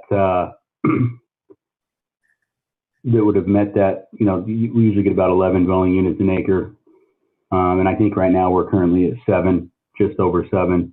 So I'm sorry, that's 3.5 dwelling units an acre less. But and then as for the amenity, and this is kind of going back to when we did the initial zone change, it was always the understanding of the owners and the developers at the time and working with the city council, and I can't say what their understanding was, that we felt it was better to try to connect to one large park that would be owned, as of right now, it's being put in at the expense of the owner, but that would be maintained by the city, that everybody can enjoy and have a nice trailhead and have, a large amenity area for everybody to go to, as opposed to 3 or 4, or 5 little 1-acre parks that, aren't going to have the kind of amenities that you'd have at a full public park.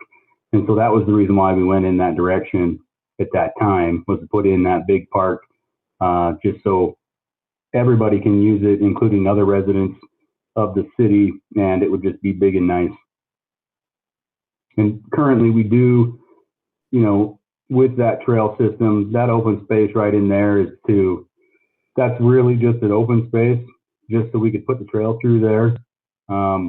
There's no real amenity that's going to go in there. It's just the trail and some landscaping, just for access up to the next pod here.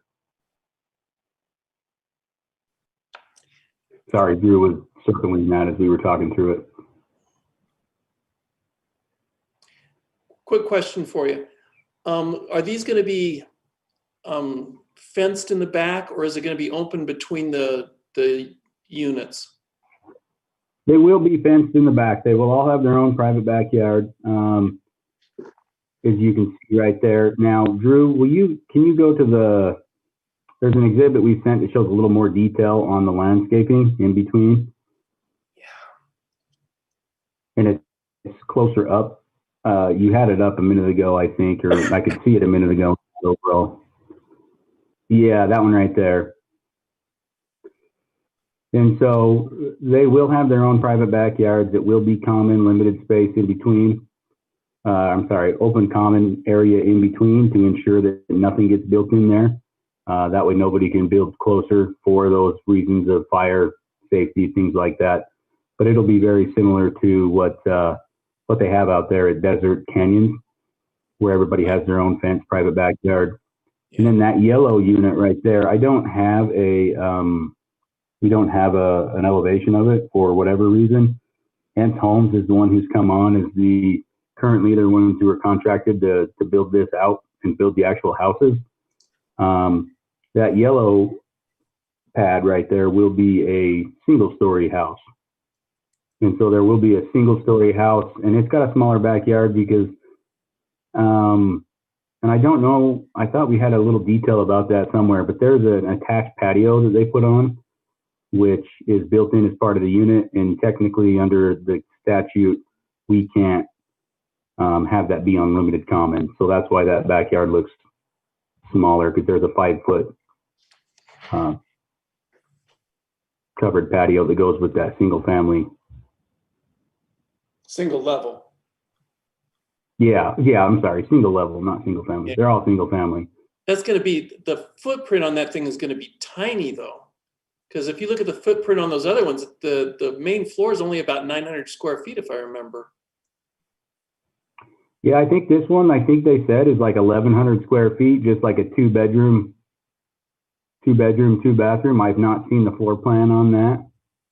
I do know that it's, I think it's 35 feet wide by, I think it was 55 feet deep. Oh, yeah, I mean, so Drew, quick question. So the proposal that's tonight, do they have to live with this landscaping design? I mean, from the standpoint that they put in this many bushes around each one of these houses? Well, they kind of in essence, yes. Now, each one, I don't mind if they change up a little bit, but they can't all of a sudden say, you know what, I'm going to eliminate all that, especially if they portrayed it in here. Yeah. It's just, and we really wanted to portray that there is going to be some landscaping in between there. It's not just going to be open rock. I mean, we're trying to, I'll have to work with ants on what they've got, but those bushes, you're right, they are kind of crammed together right there in between those little side yards. well, and I hate to say this, but I mean, I'm looking at it from my professional eye, being an appraiser and having to walk around that many bushes in that narrow of a space is a real pain in the rear end, if you don't mind me saying so. But well, maybe there needs to be Drew will let you have the option Well, to see, remove some of those to the city council. yeah, and this goes back to my point of being too close, and then think about a fireman who has to go in between those buildings. He's got to get by all the bushes. yeah, but there's still an individual property or an individual freestanding house is way better than a townhome, Drew.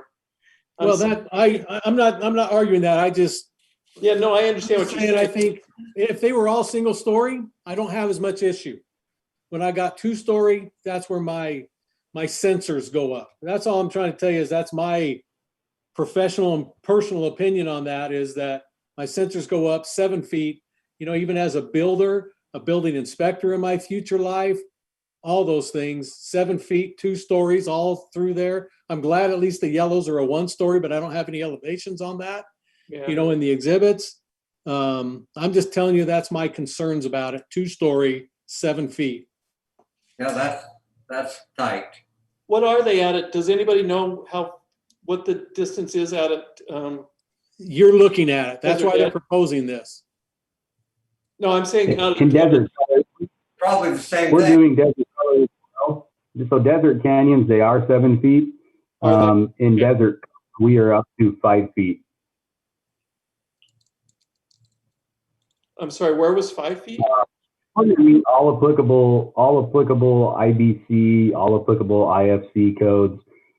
There are, as things get more expensive and get more dense, the only other, we put this together as the option of trying to put together freestanding homes instead of townhomes, because we all felt from our development standpoint that it would be nicer than townhomes. I think if we had to push it wider, then I think that we would go back to townhomes and probably bring that back, just because the density loss is just starting to be to where on the north side there, where it says Red Mesa at Sunrise Valley, we're looking at just going back to more traditional homes again. And so, the feeling is we just want to stay away from townhomes, but still be able to get some of that density in there. I agree. Now, if they were twin homes like that, they could then get some gap in there and still accomplish some of what they're trying to do. And I've seen a lot of nice looking 2-story twin homes, like down in the Phoenix metropolitan area where I'm an Arizona boy. I've seen developments like this that are, but then you had a twin at least.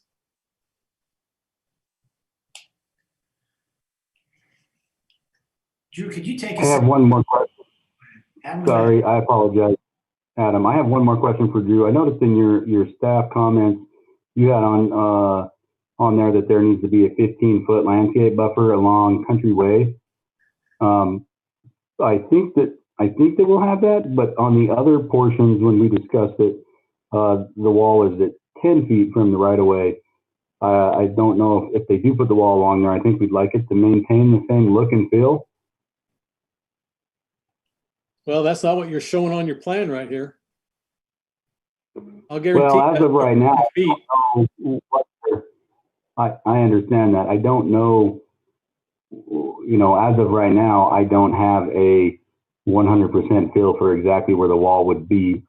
I would assume that if it was me, I would put it at that back, at the backyard, and there would be a very large landscape buffer, but it's kind of a slope. And so there have been some discussions about possibly trying to move it up top just to, it would block sound and things like that better, change the grading but so I guess I was just asking the question. You would just put on there specifically a 15-foot landscape buffer. And if you're going with this number, here's my perfect example for this, Adam. If you look on the screen right now, the number of these going through versus this. I would stick with my 15 minimum, if not even going higher, I guess. Oh, okay. I don't. Can I understand? I just want to understand the reasoning behind it. So when I tell the developer, there is a grade separation difference on this one here for sure. Well, again, I'm just looking at your plan. I wrote that on there because your plan looked like it had it. So. Okay. That's, but I go off of what you guys give me. Drew, could you scroll down just a little bit? I guess it's up. Yeah, that way. Where that Rio Virgin subdivision, you said there was something concerning that. Could you tell us what that is? I had a question about that. Well, Commissioner Schill asked about this. It's not part of this development by any means. It was a subdivision that, I'm just going to be blunt, back in the day, was probably more of a wildcat subdivision that somebody just went and recorded and never went through the city, and I don't know if it was before it was annexed in or after. It's way before my time. It used to just be out there in the middle of nowhere on its own. So, these guys, we really wouldn't give them anything right now just because it's not a legitimate for our standard subdivision. I hope that answers that, Commissioner Shields, that if they come in wanting stuff, they're going to have to do a lot of upgrading stuff with that, because we never approved that subdivision. We don't have any approved roads, any approved water lines, any, of course they weren't on sewer at the time because it would have been septic tanks. And again, I don't know how that happened, giving R18 lots, knowing you had to have septic tanks, and you can't put a septic on an 8,000 square foot lot. Yeah. Even though they're not all eights, I'm just saying that's what the zoning got, tagged on there. So, we could rule out then the possibility of having a trail go from like 198 or 218 in there and kind of come around the bottom to this that would connect over to the public park. Is that safe to say that that would not be something that could be considered because of that sits right in the middle of it? correct. I think your only trail is going to be up here by unit 19. Yeah. That's really the only place to do it, to not have the kids running down the streets on Yeah. the sidewalks. I'd rather have that. What would be the access point if that subdivision did come before you one day? Would it be through this Well, neighborhood? this is a whole street right here. It'd You be got right- River Bend Drive that faces this whole thing. And then over here, if they had to, they could come off of this road, this way. Yeah. You see my little bouncing cursor there. So, This is Commissioner Hanson again. My thoughts are, I have seen the subdivision out at the airport, and I've seen it frequently and a lot. And every time I go out there, I do not like it. I don't like how they're too close together. I don't like the look of it. I don't like it when you see it in Vegas. I don't like it when you see it in Arizona.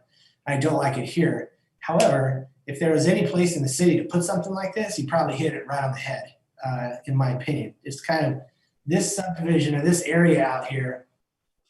From the beginning, I think some of us have questioned it, like who's really going to want to live there? But they're selling them, it sounds like, and they're still wanting to buy in there. And I can understand, Commissioner Musso, the price point you're talking about. These are selling like crazy.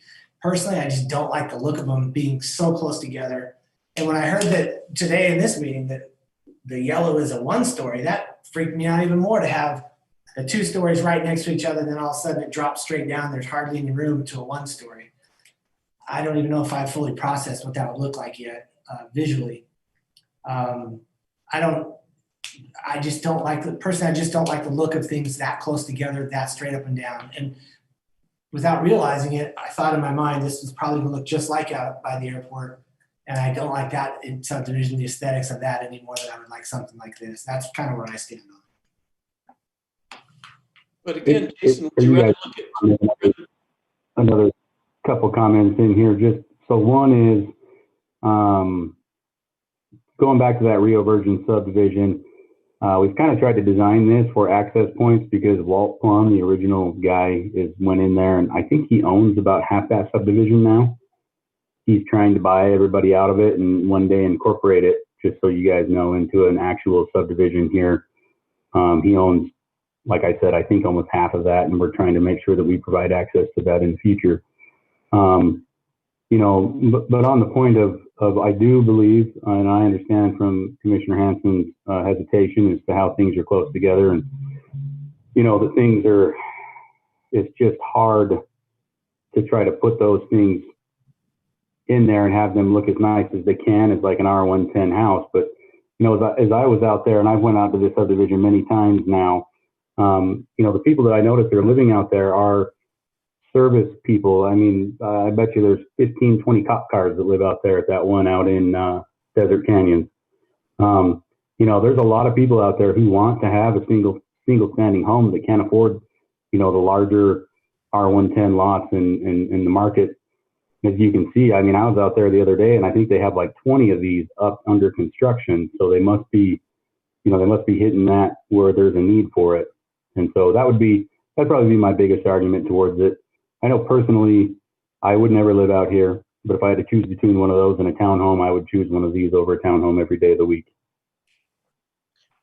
Yeah, I agree. I just don't like the look of it. That's all. And anytime and every time I see that, I was at Vegas. I noticed in Vegas that they've really come to this for the last 20 years, building these homes like this or even bigger ones so close together. And I just think, why are we doing that?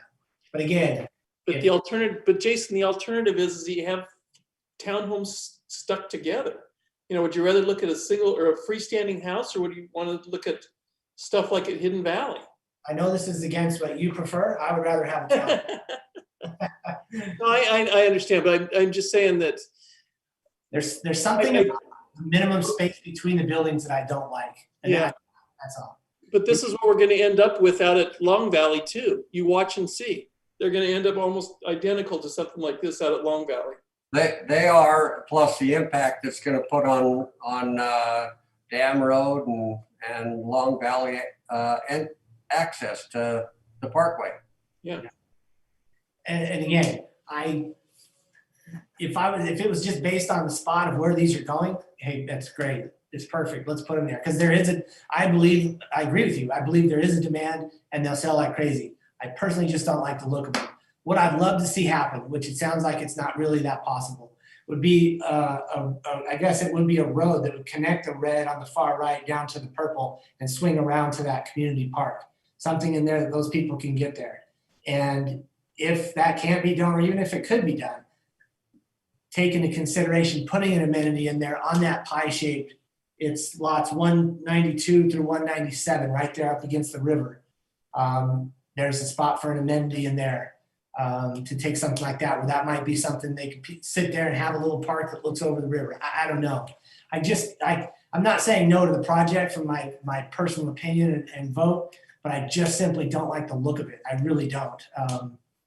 Well, I think the biggest thing is 7 feet. I think that's tight. I think 10 would be tight, but I think you need 5 feet between each to the property line.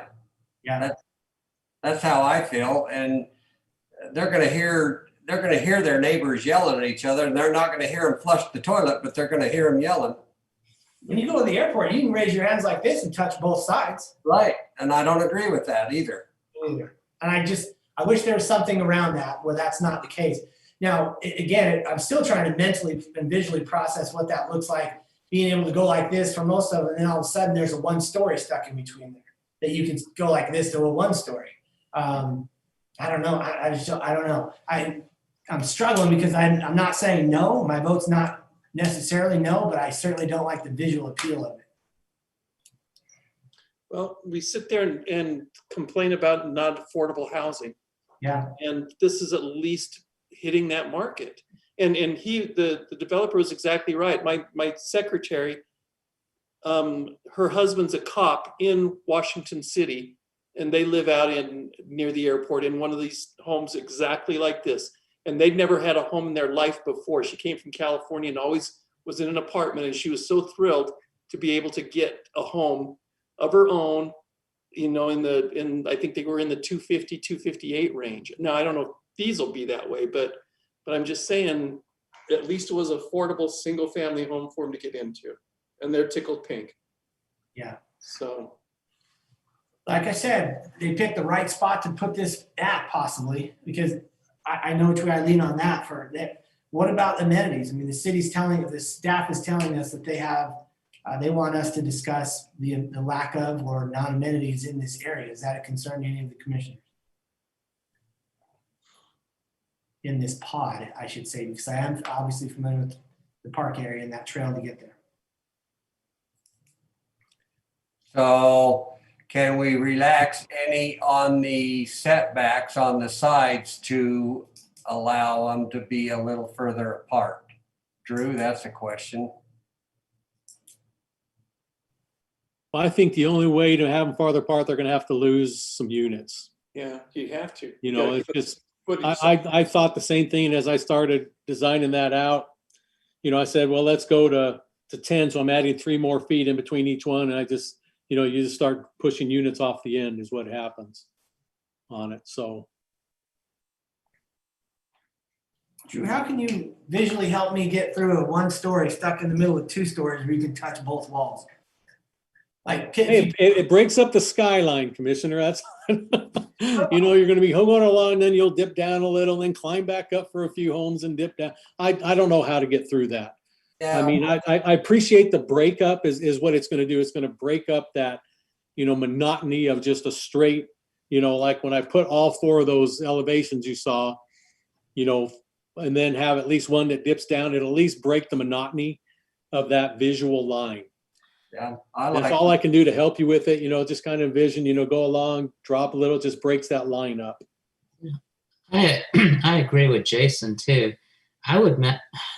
Me personally, I would rather prefer a cluster with just single stories than just, I think that it's just gonna look funny that way, but that's just me.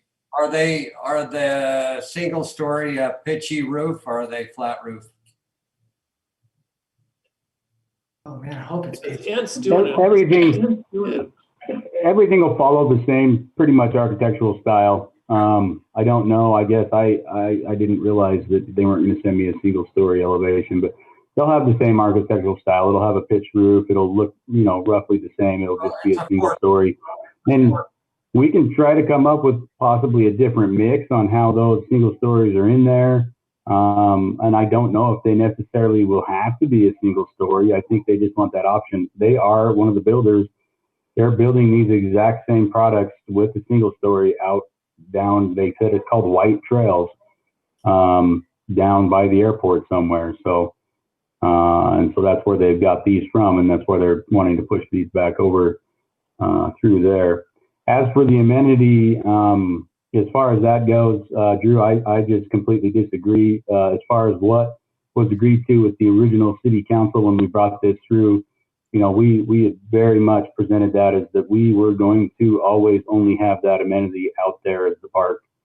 That's been our understanding of what we presented to the city council, and why we went with that one consolidated park was because we felt it was better to do that than to bring amenities in, even with the townhome development. But to lose that kind of density, I think we just have to go back to townhomes, which I don't know if that's preferable or not, but. Well, of course, I don't remember it that way. But I will say,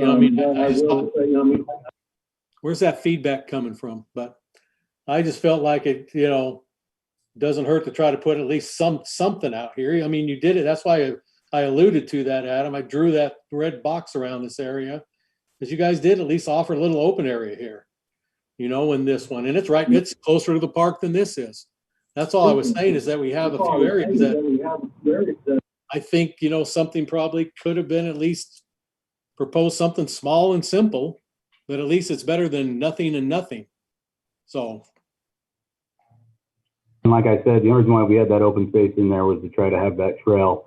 And as of right now, I mean, that park down there is going to be considerably expensive. We consolidated all of our money into wanting one large, nice amenity. Well, and we'll be honest, you guys know that had to be your detention area as well. So, your park. I mean, we just consolidated all that because we were going to, kind of do detention and littler parks throughout the whole thing, or one larger park. So then it connects into the overall trail. The whole community can use it. Like I said, as of right now, I mean, the developer's fronting the bill for that whole entire thing. And everybody's going to be able to use it throughout the whole Washington. It's just, it'll be a really nice feature for all of Washington, and not just, these developments. Drew, can you leave the picture up right there? Can somebody get along that trail that goes along the river? I rode my bike along it a couple of weeks ago. Can they get to the red from the purple right now on that river trail? Yeah. Why not? They're going to ride up Country Road. They're going to be able to. Now, I'm just making sure that I started at, was it Sullivan Park? Took that all the way to where it ended. Where would that be, Drew, on this? So that trail, the trail is a master trail system. We try to work with, the county, all the county-wide. I don't think that trail is going to pop up in there because, again, you're crossing that Rio Virgin, maybe at some time if Walt ends up getting that, and they could at least run a trail, a spur of a trail up that way. But the master trail system is going to follow, I think, along with the river. It does follow the river. But it's going to continue to not go up north into the red. Right. And I don't think we don't want it to. Yeah. I would disagree. I would like to see it somehow connect the red and the purple at an angle there. I would want it to. So people in the red, they don't have an amenity up there. They have the option of going out to the river and taking that trail right down to the park. They ride on the road and go down there. But that's where at the end of that cul-de-sac in that red, there is a connection into the purple. That was always my first question, Jason. I understand that, but how convenient would it be for the people that live on the right-hand side of the red to just get on that trail, which is a beautiful trail? It doesn't exist at that point, I understand that. But to connect into that trail that goes along the river and they could just get on right there and ride their bikes down instead of going on the road. If I lived in that area, that's what I would do. It makes sense to me. I know that doesn't matter. And that's part of the reason why, as you can see, we've kind of designed, I mean, I have a layout currently that if they could get a hold of all of that road on the east side would come down and cross through and connect into that other dead end road in the blue, or in the purple, I mean, and try to make it all as connected as possible. It's just, as of right now, as he's trying to collect all that stuff, we don't have it. And it's still, I believe, if I remember right, yes. And if I remember right, I think that's still in the county and have to go through an annexation process and just, so as of right now, I don't have an option to do anything with that property because he doesn't own that directly right there. No, I understand that. That's in the city limits. But That would help if it oh, is was. it in the city? Okay. Yeah, this area And we are right here. trying to do for it to one day connect, hopefully. Is River Bend Sunrise, is that built out? Oh, no. It's currently in construction. They're doing some mass grading on it right now. They've built the very first phase in Red Waters, the one that says Red Waters at Sunrise Valley over there, the green, and that's where Hans is showing some of the homes. They're currently grading that in the area of the park and things right now. Some of the purple area right there to start the first phase of that. And that was actually one of the final plats that you guys saw. I think it was the very first here. Was that first phase of River Bend. Drew, on Country Way, is there any possibility of future development north? I guess it would be northeast of this, like further up Country Way? Or does it stop at this development? It goes into industrial further north. Now, run that by me again. That's what I wanted to make sure, that there's no possibility for, when you're going up Country Way, this development's on the right-hand side, up at the top of the hill there. Does it go into industrial, or is there another piece of property out there that may show up one day that has homes in it? Will this be the last of homes before you get? Yeah, everything else is going to be, well. Once you get to the top of the hill, doesn't it go industrial from there? Yeah. From that road right there, that dirt road. Right here. That's Yeah. what I'm saying. So this takes us all, this would be the last any people living going up Country Way. Yeah, there's your zoning right there. And this is the piece we're looking at is right here. And then it goes industrial. But let me back out. I don't want to mislead you. There is some city property out over here in the gray. Right? Yeah, that gray stuff, let me pull up your general plan for you. You can see that, it's general plan for a lot of different things out there. Medium high, medium density, getting away from the industrial right there. I know that's farther out than what you were probably asking. Yeah, but on Country Way, I guess, is when if you're headed to the dump on Country Way, Yep. this is the last one on the right. Yep. It goes to the top of the hill, and then you got industrial once you hit the apex of the hill. And I just wanted to confirm that's okay. Well, commissioners, any other comments or questions? I don't even know how to begin to wrap this up, so I'm glad I'm not doing that tonight, but we're gonna have to come up with some sort of a motion or some more comments and discussion. Any more questions for Adam?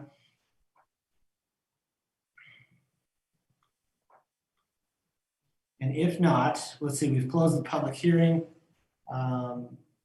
Again, just as a reminder, this is item 8B. And at this point, if there are no further questions, we're looking for a motion to approve or deny toward City Council.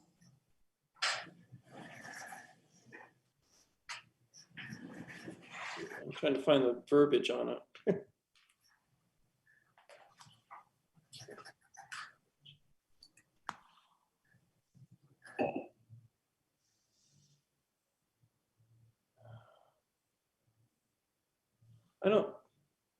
I kind of feel like we're a little, I don't know, I feel half baked on this, I guess, because I feel like there's some emotions, there's some feelings that we're being threatened, that, you know, they'll go to townhome for whatever. I don't know if it's a threat or a promise. Maybe it is, and I feel like there's some tension between the two parties. I don't like that. Commissioners, anybody? I apologize on my end if there's any way or shape or form that I feel that you're being, that we are trying to threaten or do anything. I was just trying to kind of portray our thinking behind it and, you know, just kind of, yeah, and again, I apologize. I don't mean to come off as sounding like I'm trying to threaten or bully in any way. I understand, and I don't want to come off wrong either. I just feel like there's some tension between planning and your property, and I would like to see us a little more unified. How's that? I don't know how to do it either. I like the fact that this is addressing, you know, the affordable housing dilemma we have here. But at the same time, you know, I feel that, I don't know, the layout could be massaged a little bit. I don't know, but I mean, I don't know. I mean, it's the right place for a development like this. That is exactly what's winning my vote. My vote is one particular way strictly because it's the right place. Outside of that, my vote goes completely the opposite.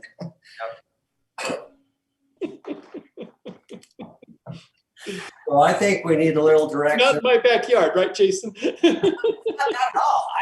I don't like the look of those, even if it was next to me. I mean, if I lived in the house that's not really south, but south of the subdivision in the white there in a box, and right next to you, the neighborhood just goes into these 2 stories like you see at the airport, I wouldn't like that at all.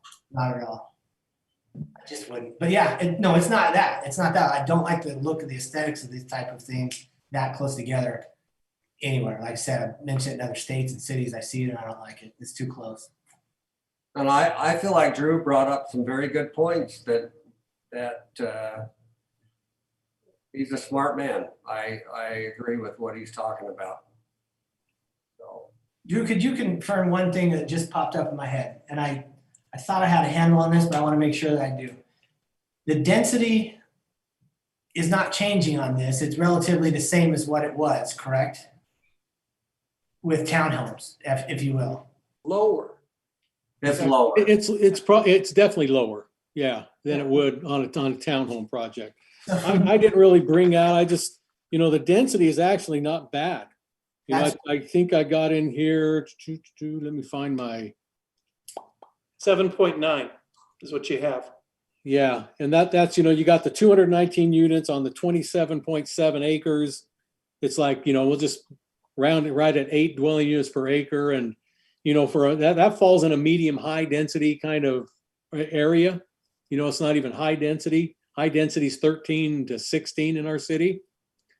So, you know, it's down there on the lower end of a medium high density.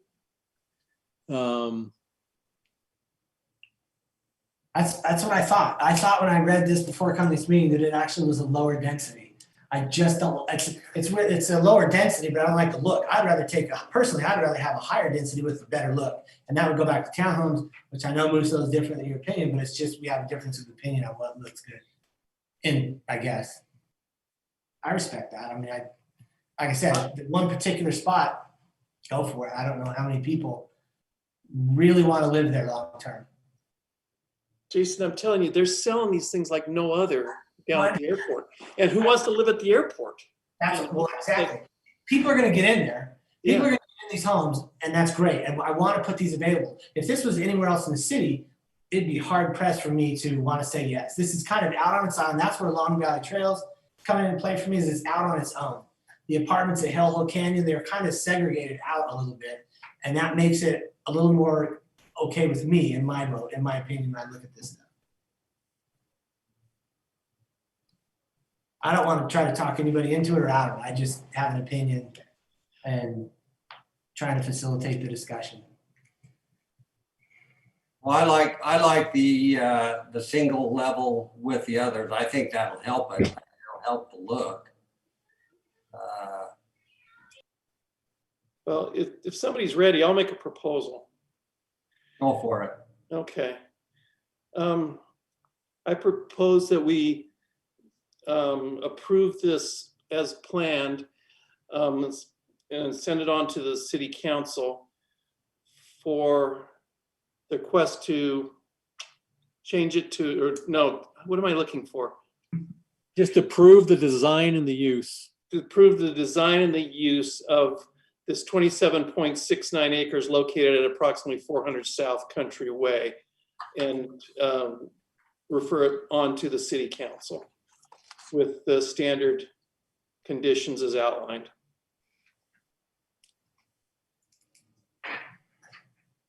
I have a motion. Do I have a second?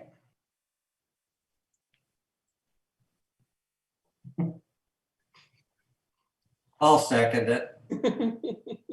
Okay, I have got a motion by Commissioner Musso, a second by Commissioner Shield. Individual voting, Commissioner Musso, Aye. Commissioner Shield, Aye.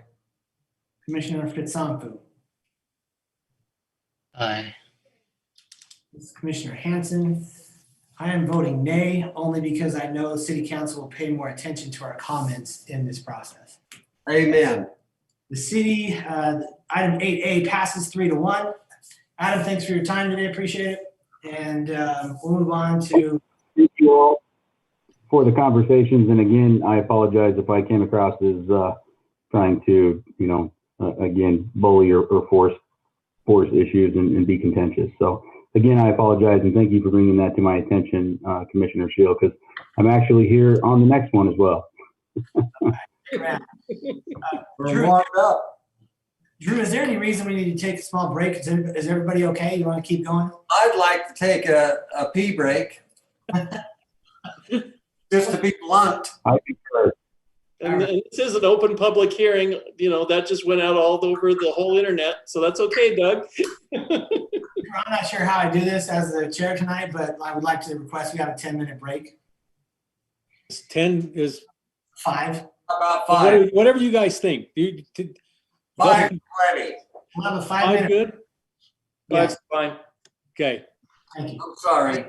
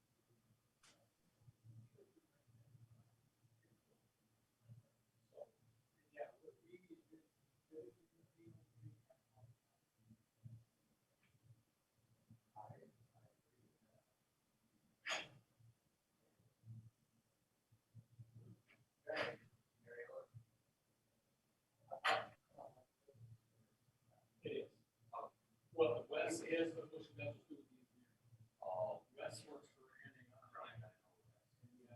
So that's what it is. Wes is working with actually.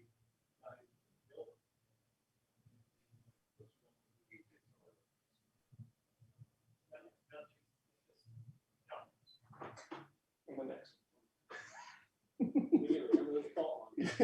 Yeah. Much harder.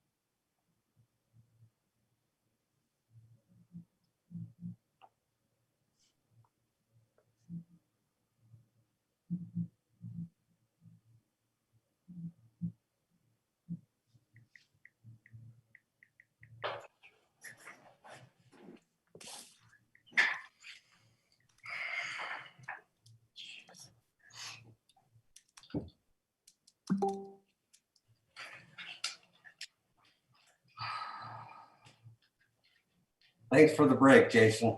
You're welcome. Yeah. All right, I can't necessarily see on my screen. Is there anybody that we're waiting to have come back? We're missing Van. Van's there. Is Van there? Okay. We've got the 4 commissioners, and I think, Drew, are you with us yet? I'm here. You're good. Oh, there we go.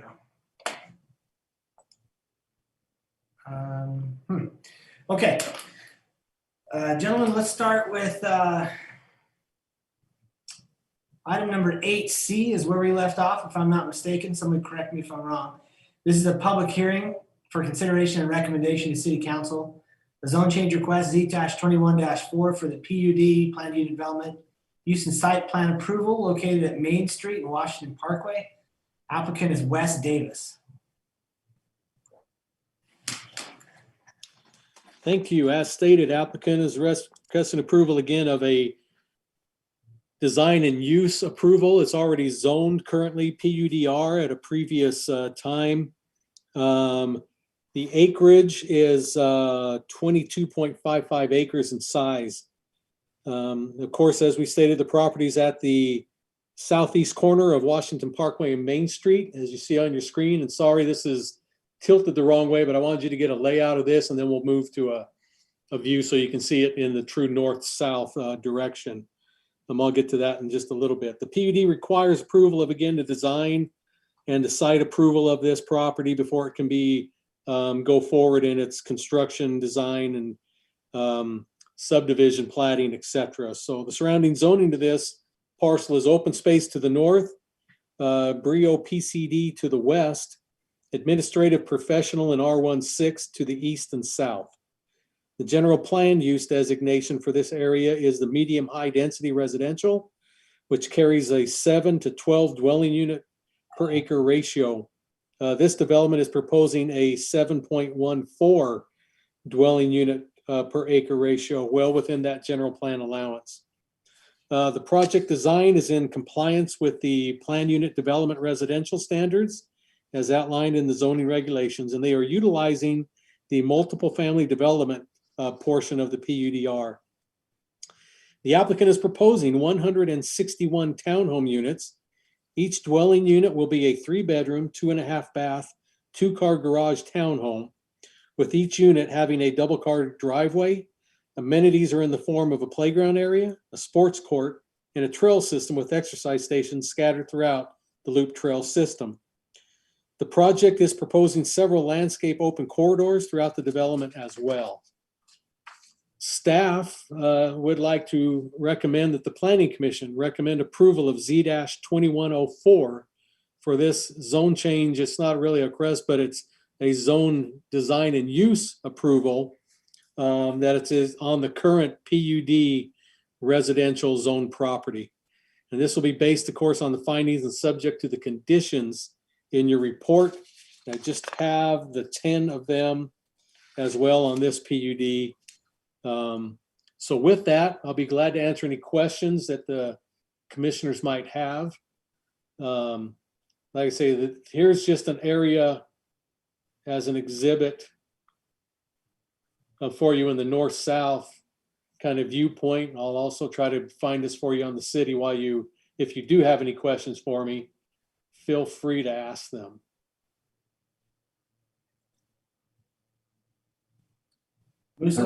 The roads in there are owned by the development, is that correct? Yes. Actually, no, we have them as public roads. They listed as 50-foot public roads. Oh, sorry, I guess I misunderstood your question. So are they going to allow parking on the street?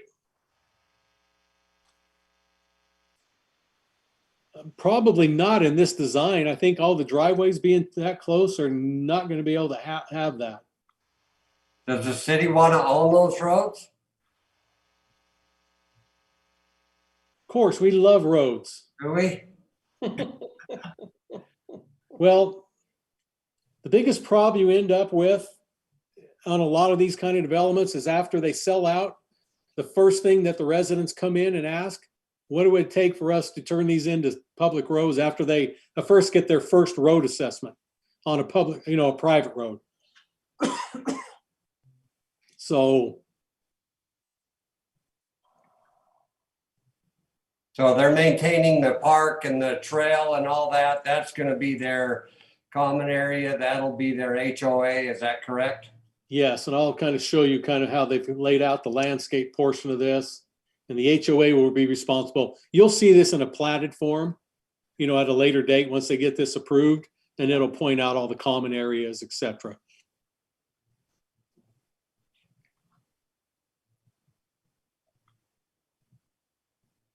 Well, one benefit is we don't have snow. We don't have to push snow on them.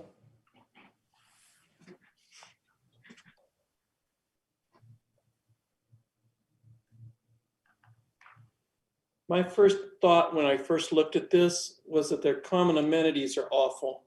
That's what I thought too. Because you look at it, and I mean, I don't consider sagebrush an amenity, and I don't consider a dirt path an amenity. And I have 5 benches that have probably a little placard that tells you how to do sit-ups or push-ups as an amenity. You have the little bitty park, and then granted, we're just coming from one where I was all up for that because, but you had a big park at the end of the subdivision. I'm not impressed. You have a lot of open space, and Drew told me this afternoon why there's so much open space, and you might mention that, Drew, but I'm just not impressed with what they're considering open space here as an amenity. This is Commissioner Hanson. I thought the same thing. I wanted to see a pool be put in, and I was going to ask.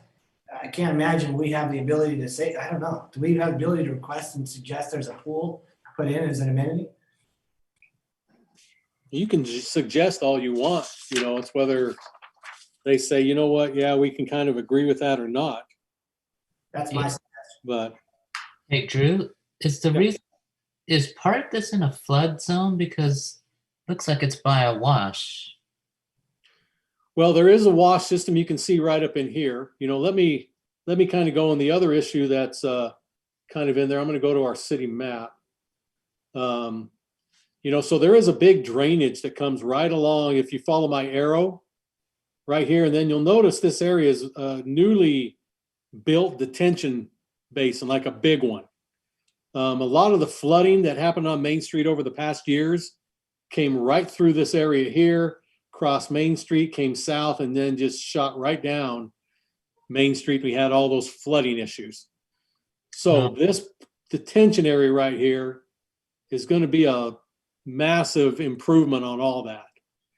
So that was part of the piece that Sitla owned, but this now is a big detention. Also up here, from what I've been told, is there's a fault line where that trail that you guys were talking about, you do not like, etc. That's a fault line that runs right through that area. So that's why they didn't want to put any houses on it or anything like that. So it's kind of a two-part thing, the fault line and the drainage. And that's drainage. why there's that big open area. Yes. But, and that's, the amount of open space is fine. I would just like to have them do something more than sagebrush. When you get into these types of projects, at least in St. George, and I'm thinking of the one off of Tonnequint specifically, that they just got done building, at least there's an open space in the middle that had, a grass area or something, not just sagebrush. We're looking at dirt and sagebrush. And, I just feel that the amount of open space is fine, and where the fault line is fine, and all that stuff. There is a couple of washes that run down through there. I walked on it this afternoon, but I just feel like there's just really lacking. I wonder if they could upgrade that path to asphalt. I mean, it's going to cost more money, and it's going to eventually be, maintenance costs for the HOA, but at least what's the natural surface trail going to be made of? Is it going to have like a soil binder in it, or is it just, the applicant, I guess, has been raising his hand, and don't want to have him sit there and have him hold, but I'm glad you kind of asked that. We'll just go ahead. Dave, I guess you're ready. Pop in. I am. Thank you for letting me visit with you. We're more than happy to do more amenities there. It is a fault line. I don't think a pool is a really good option to put in that fault area over there. Originally, we were trying to do a larger project that had about 311 units. And with the fault line there, we have lost a lot of units. And so we're trying to find a balance between affordability, amenities. That was part of the reason that we chose to do the city roads also, was to help with we, as a developer, we pay more to put those roads in, but then it makes it more affordable for the people who are living there also. So if you have specific things you'd like us to consider as part of the amenities, we're certainly happy to consider that and look at different options. I'd like how you're going to keep it natural. Personally, I like it because it's something, that kids can go out and explore. But, I think maybe upgrading the trail a little bit, unless you have, I don't know what you can do for the natural surface trail though. Is it going to be so is the path going to have some sort of polymer binder in it that makes it harder rather than just, something you carve through the desert floor? Adam, I'd love to have your help with this. I'm not sure what you're anticipating there, but I would think it would be a more permanent product, but I don't know quite how to answer your question. Okay. So I apologize. We kind of called it out as more of a natural surface because we don't want it to be asphalt, is kind of what we were thinking when we were going through that with them. We haven't landed on exactly what it is. Obviously, it just can't be dirt, because dirt's going to be, turn into mud every time it rains, things like that. And so, we don't know if it might be some kind of decomposed granite, something like that. We're working with currently my engineering company's working with the group and they out in Virgin, who's putting in some different trail types that we were looking at, some different types of chats and different things. We're trying to find something that's more natural, not asphalt, but not also going to just be kicked off the, as soon as like gravel, just be kicked away every time somebody walks down it. So we haven't landed on exactly what it is that's going to be. But we didn't want to give the impression that it was going to be an asphalt trail. As of right now, that's not what our current thinking was. And so natural surface might not have been the proper choice to put down for that. How wide's the trail? I think we were thinking somewhere between, 6 to 10 feet. Good.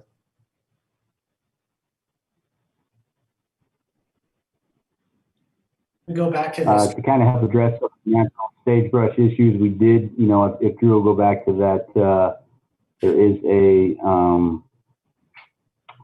I apologize. Drew, will you go back to that one that shows the landscaping?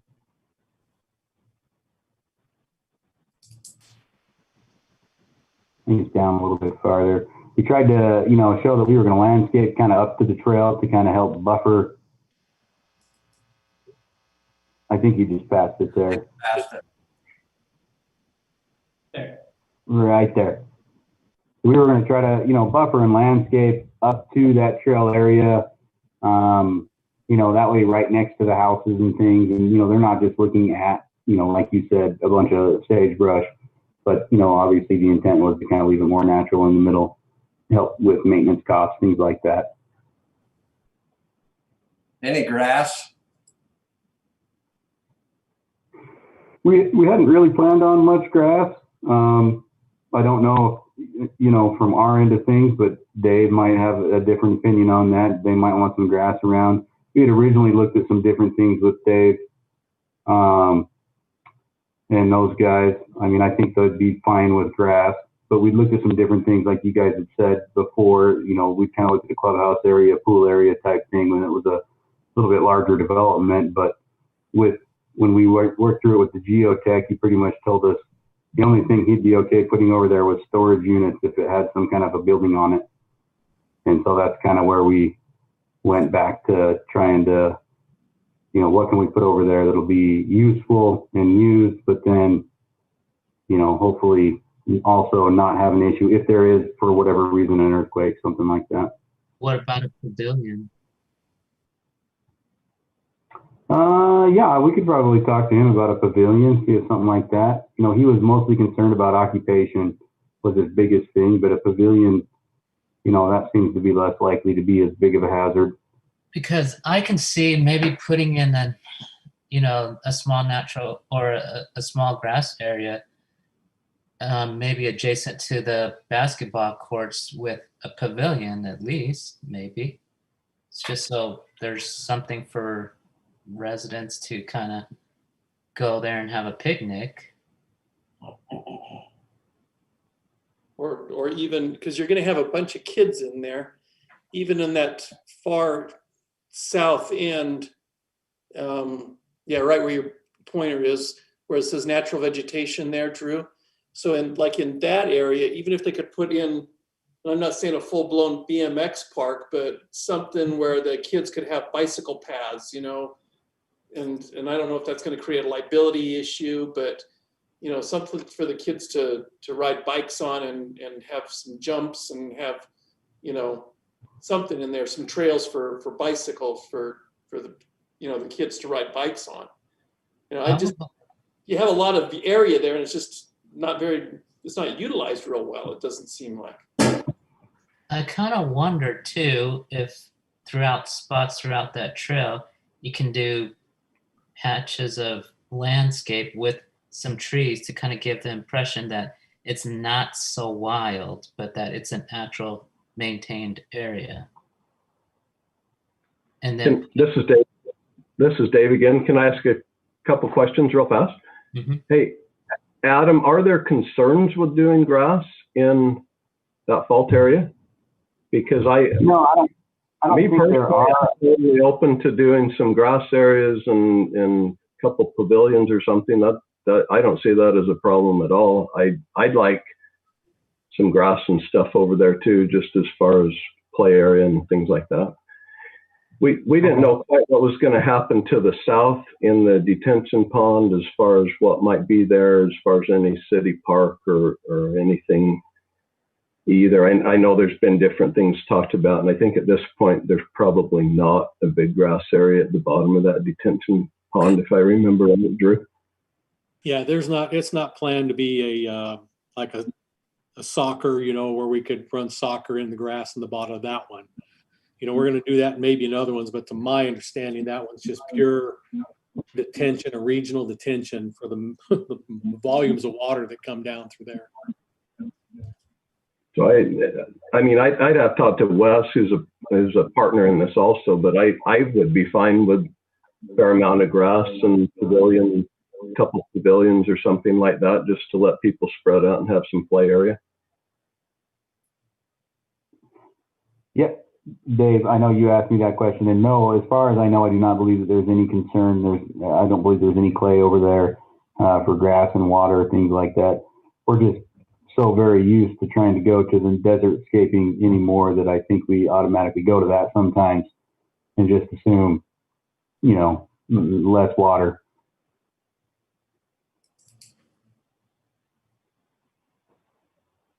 This is Commissioner Hanson. I just want to take a second to remind everybody, this is a public hearing. I do want to open it up at this time to see if there are any public comments that maybe the developers could also address if we have any. Jeremy, do we have any public comments for item 8C? Commissioner Hanson, we do not. For item 8C, there are no comments. Okay, I look for a motion to close the public hearing.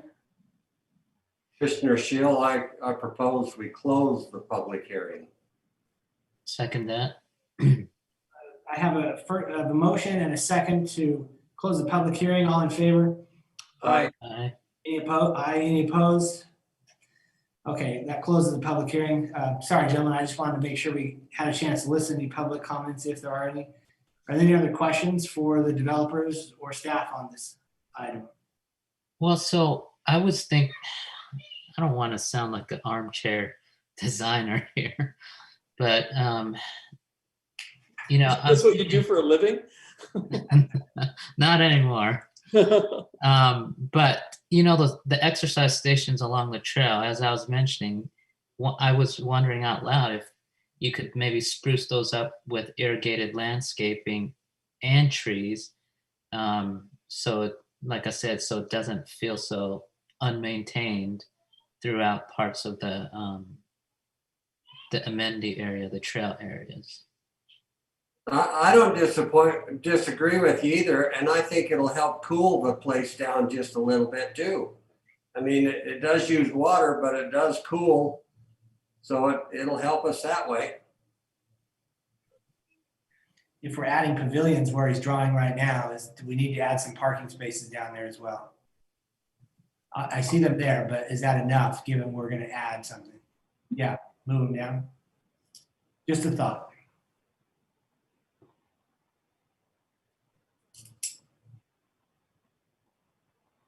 I like it, Drew. Can we just make that as our, you can just save a screenshot of that, right? And I can send that on to city council. Hey, I'm only 120 an hour. That's all. Just Yeah, but Hey, you know what? I'll pay it at that point. I I'll know pay that's this cheap. one That's right cheap, here, isn't it? Drew's design, and it'll probably go really well. I'm laughing because you're probably right. You guys. Yeah, I'll just be like, hey, that's what Drew told me to do, and look, there it is right there, and they'll be like, all right. And then they can rip me up. Yep. All right, commissioners, any other comments or questions for the developers or staff? And Van, did you have any others? I didn't want to feel like I was rushing you or cutting you off. I think I'm good. Okay. At that point, I will entertain a motion on item 8C. So are we deciding, I mean, do we want them to come back with a little bit better proposals for the amenities, or are we just going to approve it as is? If we approve it as is, then we're not getting any, we're not. That's a good point. I suggest that we look at adding a condition to, at a minimum, I know this is kind of jokingly, but what is drawn on the screen, I know I like it a lot more. What's been said, I like a lot more. How that's visualized, I don't know how we put that into a motion, Drew, open for suggestions, but I definitely wouldn't want to table this because personally, I wouldn't want to table this until we saw something like that. But knowing that it needed to be addressed and added before it got to city council. Well, is your applicant okay with that? Right there. That's what I would ask first. I'm okay with that. And in fact, I'd be happy to have Adam, I mean, if you'll let us move forward and put a condition in there, I'd be happy to have Adam draw something that would be at least the minimum of what we're talking about here to present this. I can even send it to all the commissioners here if necessary to get them to think, hey, yeah, this is what we were talking about. We need to keep drawing because we haven't hit an hour. Well, you know what? The first one, no matter what, is an hour, right? Minimum charge of an hour, Drew? You took the words right out of my mouth. Whether it's 5 minutes or 60, it's, yeah. First, as soon as he starts putting pencil to paper, it's an hour. But if they're okay with this, I'll just have kind of Adam and Dave can get together and kind of, throw this. I think these are the three things you commissioners pointed out. Maybe a pavilion with some barbecue, those simple barbecue pit things, some grass area and a bike, maybe trek area. Does that sound okay with you, commissioners? Well, I like it a whole lot better than when it was originally proposed. Yeah, I like it better. I don't care about the bike track, but I should because I'm a real biker. But I like the. Can I come back in too? What's that? We didn't catch that. I'm sorry. This is Dave again. So I almost personally would rather see another grass area over there in that bike path than the bike path. I wasn't sure what he was drawing there. So. And that's fine too. I'm just, like I said, I'm not a real fan of sagebrush, and we just need something where the kids can play a little bit more. Because in 100 units, you're going to have a lot of kids. This Commissioner Hanson, my only, in addition to that, would be to make sure that we're covering the parking that we would need to add, if any, to cover what we're creating down here. I see the parking obviously, but is that enough? Adam, so if we brought the parking all the way down to the cul-de-sac, would that be more adequate, or what do you think there? You lose a few trees, but you're picking up a bunch of other green for it too. So. Yeah, I think so. I personally don't have. I think we can work some more parking. I personally don't have an opinion where it goes there, and I'll let somebody else decide that's creating that. But yeah, people are going to want to park and not have to walk for a ways if they're going to use that pavilion. They would want to park somewhere close to it.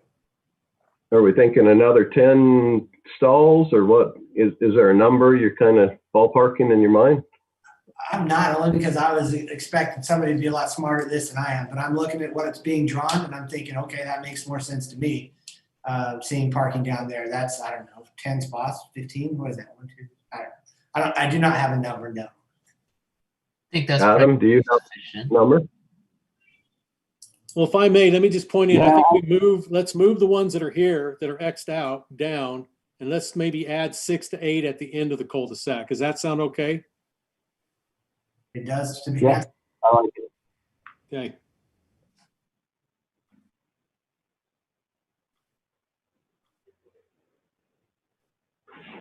I'm good with that. So we can submit something to you covering this so you're comfortable with it. But it would be great if we could move it on with those conditions.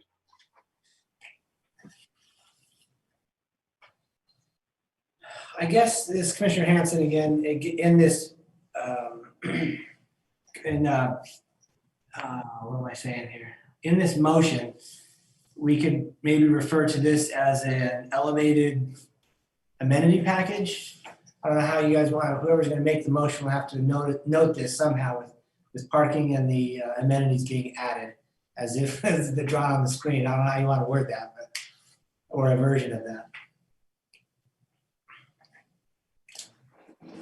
Let me just ask one question. Do each of these homeowners get a garbage can that they wheel out to the street? Is that how it happens? Yes, that's the current plan, and that's what we submitted to the Washington County Okay. Solid Waste Department, and that's what they approved. Yeah, Commissioner, if I may add, we send the applicant to them, and then the solid waste comes back with their recommendation. Do we need to then consider receptacles around these amenities that we're adding? I would just make your motion as portrayed on the screen, the present screen of this. And it's recorded, this, but it's pretty simple. I'll be able to remember this. And I think Adam will too. It's pretty simple and straightforward. I've already actually taken a screenshot of this and have it emailed to myself. There you go. Drew, your pencil work paid off, finally. Commissioners, any other questions or comments? If not, I look for a motion on this item, 8C. This Commissioner Shield, I would make a motion to recommend to the City Council a zone change request Z-21-Z-21-04 for the PUD planned unit development use and site plan approval located at Main Street and Washington Parkway, sorry. I've got the applicant as Wes Davis with the condition, the standard 10 conditions, I believe, plus the condition of the drawing as per discussed in our meeting. Is that fair? But say with the upgraded amenity.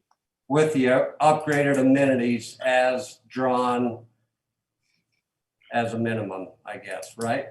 Yeah. Yep. I have a first, do I have a second?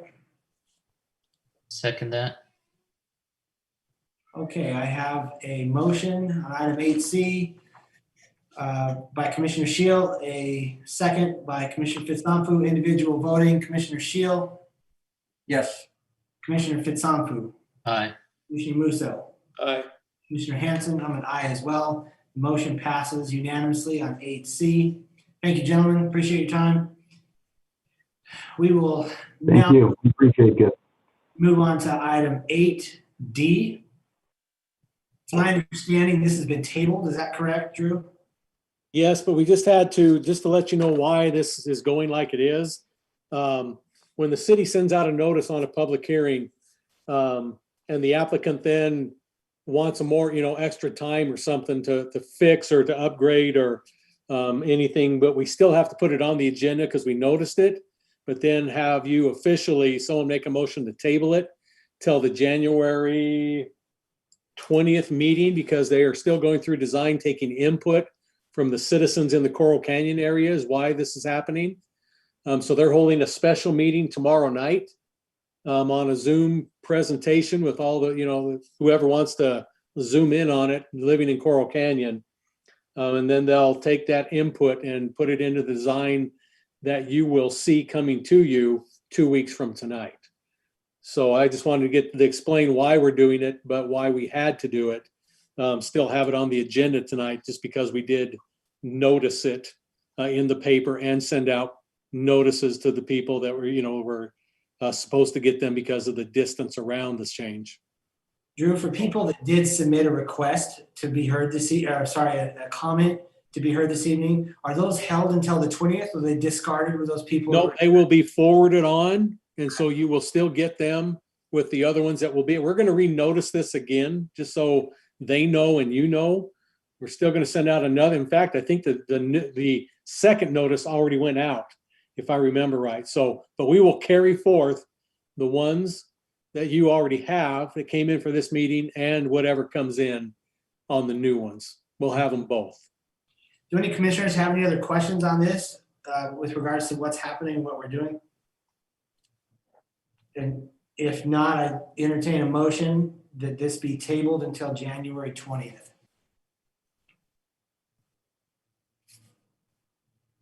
This Commissioner Shill, I would make a motion that we table this public hearing for consideration and recommendation to the city council, a zone change request Z-21-05 to amend the Coral Canyon PCD planned community development. And I would suggest we revisit this on January 20th of 2021. Do I have a second? Second that. I have a motion by Commissioner Shield, a second by Commissioner Fitsanfu. All in favor? Aye. Aye. Aye. All opposed? Motion passes. The item 8D is now tabled until January 20th. And the next item on our agenda is item 9, the general plan amendment. It's a public hearing for the consideration and recommendation to City Council, the general plan amendment of G-21-01, to change from low density to neighborhood commercial. The applicant is Kimball Gardner. Thank you. As stated, the applicant is requesting an amendment to the general plan land use map. As you see here on this corner, and I'll try to highlight as we go, but it's this particular piece in red. And again, Washington Dam Road here and Washington Fields Road over here. And then there's a, as you know, there's a traffic signal at that interchange, so intersection. The area proposed covers approximately 3.76 acres. The current land use designation is low density residential. The applicant is seeking approval to have the land use designation changed to the neighborhood commercial general plan designation for the possibility to come for a future zone change and develop it into a future commercial project. The surrounding general plan land use designations are very low density to the north, low density residential to the east and south, and medium density residential to the west. As stated above, the applicant is just wishing to amend this in hopes of selling the current home that sits at that corner, and then the vacant land to the east of the home as part of the 3.76 acres, and wishing to turn that into a neighborhood commercial for a possible administrative professional zone or C1 community commercial zoning district at a future date. That's the hopes. Staff has reviewed the requested change, finds no major problems with the request from the low density residential to the neighborhood commercial, based on the simple fact that the intersection that this property sets on of, again, Washington Dam Road and Washington Fields Road is a very, very busy, two very busy streets. And the best use for the property is some sort of a commercial use or professional office use. Residential uses at this location are just not as safe or sound as probably professional office or commercial. With that said, staff would recommend that the Planning Commission recommend approval of G-21-01 to amend the general plan land use map from the low density residential to the proposed neighborhood commercial designation as outlined above and shown in your exhibit in your report. And I will just add on to this, some of you who have been on the commission for a while probably recognize this. Earlier in 2020, Mr. Gardner had the same proposal. You passed that on to the city council, but in that 3-week time, from your meeting to the city council meeting, he withdrew his application. But now he's back at this date with the same proposal, just in case you were wondering, for those who've been on the commission for a while. So with that, I'll be glad to answer any questions commissioners have. How deep is that from Dam Road to the south property line? That's a good question. And then I guess be pushing 150 to 185, I would think. I'm not positive on that. I don't think there's any fence on that south line, is there? We would Here? require that, yeah. Those are all. No, those are all the backyards of the folks to the subdivision down here Right. in Meadow Lane Estates, and I think all of them have. Let me bring the aerial up. I'll tell you here in a second. I mean, I've drove over there tons, but I can't remember. I think there's a block wall that extends, probably a 6-foot block wall along the whole back of all those properties. Which, Yeah, I knew it was down here in the field area, but I wasn't sure behind the home, but it looks like, yeah, it's all, there's Okay. a block wall, and it's like Commissioner Musso said, I think it is all the way through. now, one question, Drew. Does the city allow for 8-foot high block walls? Well, under a conditional use permit, we would, if there was reason for it. We've actually, like, if you look at these homes over here on the opposite side of Washington Field, because the city came and, I'm not gonna say took, that's probably not the right word, but that's what people feel, when we had to widen up and put the light in. Right. The Nyson folks that own these two homes here, you know, off to that left over there, because we took so much of their yard, the city granted them to actually go up to a 9-foot wall.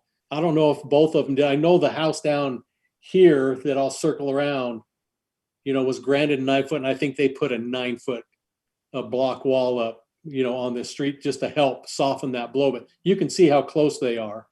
So given that as a precedent, would it be allowable for people along Meadow Lane to extend their wall up to 8 or 9 feet if we approved commercial on that parcel? I would say it's a very strong possibility, yes, that they could come, you know, as part of it, you could grant that as maybe in the zone change or something, you know, or at the development time, grant that would be, you know, possible, and those who wanted it, that the developer, because they're going to have to build a wall there, which is anyway, but you could just say, hey, because of this, we want the developer to add a couple more feet on that for those folks who want it. Okay, back up. So if there's a wall already existing, you're saying that the developer's gonna have to build a double wall? No. I was saying they require, any commercials required, but it's already there. Right. Because I was trying to speak, you know, as if it hadn't been there. Then I realized, well, it already is there. So, Right. you know, it would be, but you could at that time grant for it to be a bigger wall, you know, under that at the conditional use permit time. This is Commissioner Hanson, for sure, I would want all of them or none of them to raise their wall, not maybe 3 do and 4 don't or whatever. That would look a little funny, but. Yeah. But we would make that as part of the development agreement with the developer, and that's his responsibility to raise that wall of those individuals. Yeah. I don't know how you feel about this, commissioners, but I know that we have several comments, and this is a public hearing. If you're okay with it, I can open the public hearing now so we can hear those and then address some of those concerns if we have them and answer other questions, or we can continue asking questions now, whichever you're comfortable with. Let me just ask one question. Neighborhood commercial does not allow any office warehouse, correct?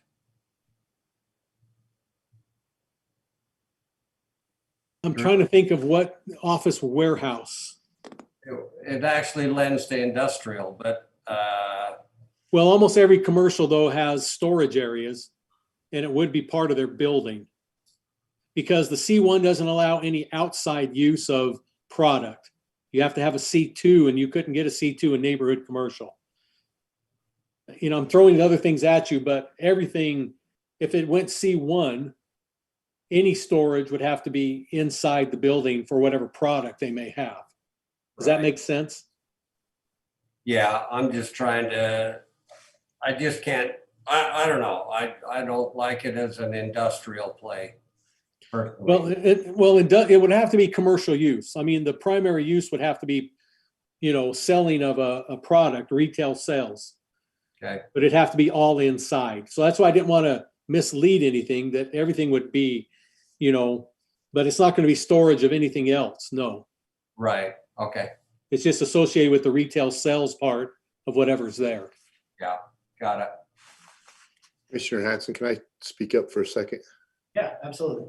So I was called today by the residents at Lot 1 on Meadow Lane about an 8-foot wall, referring back to Commissioner Musso's comments. But they were commenting about putting an 8-foot wall along Washington Fields Road. And that one, there is the taller wall across the street on Washington Fields Road, but that's not a corner lot. So we would have an issue with that wall along Washington Fields Road for the sight distance at that corner lot is what I told her. So that, I just want to clarify, like, our standpoint as Public Works with the sight distance. But there is a 6-foot wall along that already, Brandon, and then it drops down, right? She was asking me if she could continue it out farther towards the radius Oh, and okay. then raise it up. So that was just so I can clarify where Public Works is coming from. Okay. Okay, thank you. Gentlemen, how do you feel about, do you want to ask some more questions prior to opening the public comment? Because I want to make sure you get your questions, and at the same time, I know that we all know that there's quite a few There's comments. going to be, yeah, there's a lot of them's going to be same questions we have. The only question I have really quick is, if I understood this correctly, I remember seeing this and everything about it. And prior to going to city council, you mentioned earlier that it was pulled. Has anything changed? Is that why he's got to come back through us again? Or does he have to come back through us again because it was pulled? Yeah, because he withdrew his application. So that makes you have to start over? Right. Okay. And even if people want it, to hold on to it for a while, or, just not proceed to the city council to maybe think about some, or, whatever it may be, I don't let that hang on indefinitely. I'd tell somebody, maybe I might let you go have a gap of 1 or 2 city council meetings in between, but we have to get it, to the city council in a reasonable time. So I wouldn't let him go a month and a half, more than a month and a half in between your meeting and a city council meeting. Okay. Okay. At this time, I'm going to go ahead and open the public hearing for item 8A. Jeremy's been standing by patiently. Jeremy, if you could let us know what comments are available, and as the public would know, as commissioners, we have received and reviewed and had an opportunity to review these comments prior to this meeting.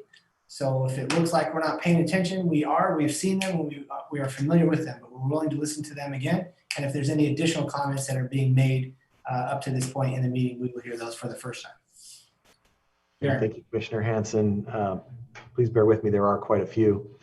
The first comment is from Dana Ratliff. It's quite interesting how this issue is being considered at this time. The community came out overwhelmingly against this proposal in June. So now you try to move it through while everyone is away on holidays and can't respond. It's funny how this can get rezoned to build who knows what, but I can't even cut a driveway access to pull a trailer into and out of my property. It's also interesting how this person sold his land around his property and made a fortune and now complains about the traffic and the busy intersection in front of his house. Maybe rather than rezoning his property, the city should change the traffic by banning through trucks on this street. The trucks can come from the other way to access the businesses.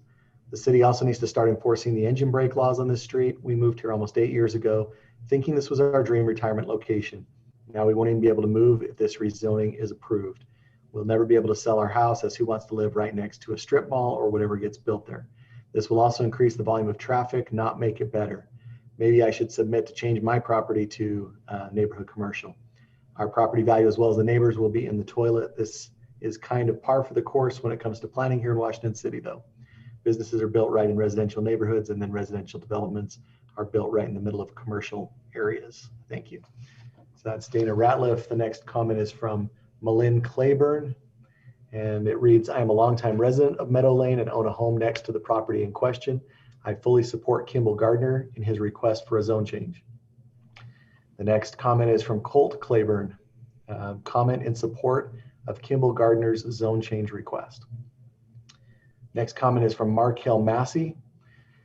My name is Mark Hill Massey. I live at 657 East Meadow Lane. Here we go again, responding to yet another request to change zoning for another property in our neighborhood.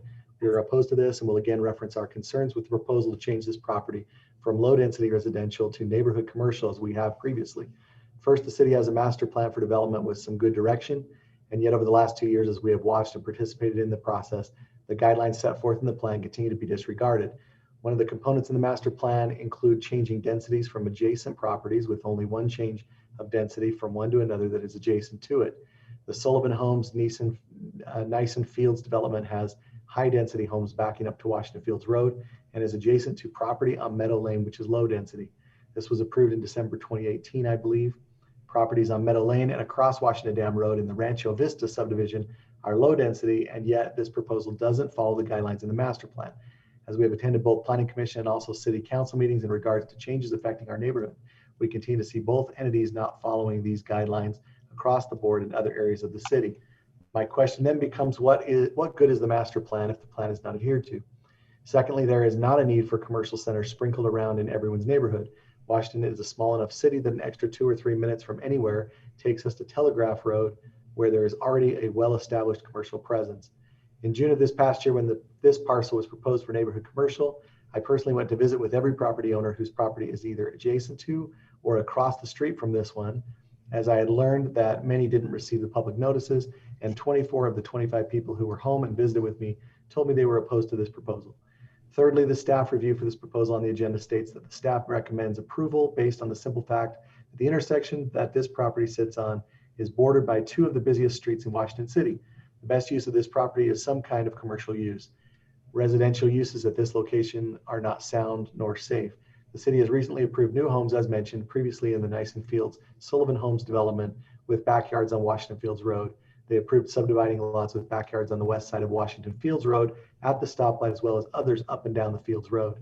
As to the comments about this property not being suited for residences due to only allowing 2 drive approaches, there is no reason 2 homes sharing each driveway, making 4 total home sites would not work.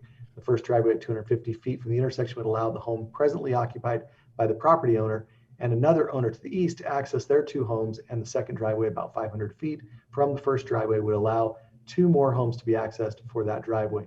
In regards to the comments about noise being an issue, a sound wall could be built dampening the noise, just as the 2 homes on the west side of Washington Fields Road at the intersection have, and also the homes in Rancho Vista on the north side of the Dam Road have. If the city could take what was front yard property from the Greens and their neighbors when the Washington Fields Road was widened and a new stoplight placed there and allowed high block walls to shield them from the traffic, there is no reason homes on Washington Dam Road couldn't have the same. As to the safety of residences being on Washington Dam Road, the few times a car would leave their homes entering the road is a much lower risk than multiple commercial customers entering and exiting that road each day for their businesses that are being proposed. Traffic on the Dam Road is busy, but cars are either slowing down to stop or make a 90-degree turn onto the Fields Road or are accelerating to go up the Dam Road. Entering or exiting the road at this location is much safer than any road entering out onto Washington Fields Road. Fourth, what we have learned in participating in the development and proposed development of our neighborhood is that every circumstance in the last 2 years, a member of either the City Council or Planning Commission has approached the owners and or developers with a request that they make a request for zoning changes to be made. The owner of this property told us last June that a member of the Planning Commission had approached him asking him to request the proposed zoning change. It's pretty hard to fight City Hall when City Hall is preempting the process before it goes to the public. Fifth, this is a bad fit for the residences on Meadow Lane and those in Rancho Vista, not knowing what type of businesses would be allowed. Would automobile repair businesses be allowed, similar to those on Industrial Road across from the dog pound? Would we be hearing loud noises from their tools during the day? Could it include a construction office with a storage yard beside it for their equipment and materials? Would they have dumpsters behind the building, which is in my backyard? Would we be hearing the trash trucks coming at 4 a.m. to noisily empty these dumpsters? Would the building have security lights on the backside shining into our bedroom window? Would there be smells from a dry cleaner we would have in our home from then on? Would there be deliveries early in the morning to these businesses? Would the building be 2 stories, allowing people we don't know inside to look down into our backyards? The list seems endless with questions as to what this proposed zone change would do to us and our way of life. Sixth, I understand that the concept that the city will make even more revenue from a business than it would from a residence. I also understand the present owner wanting to sell this property as a commercial property to make more money.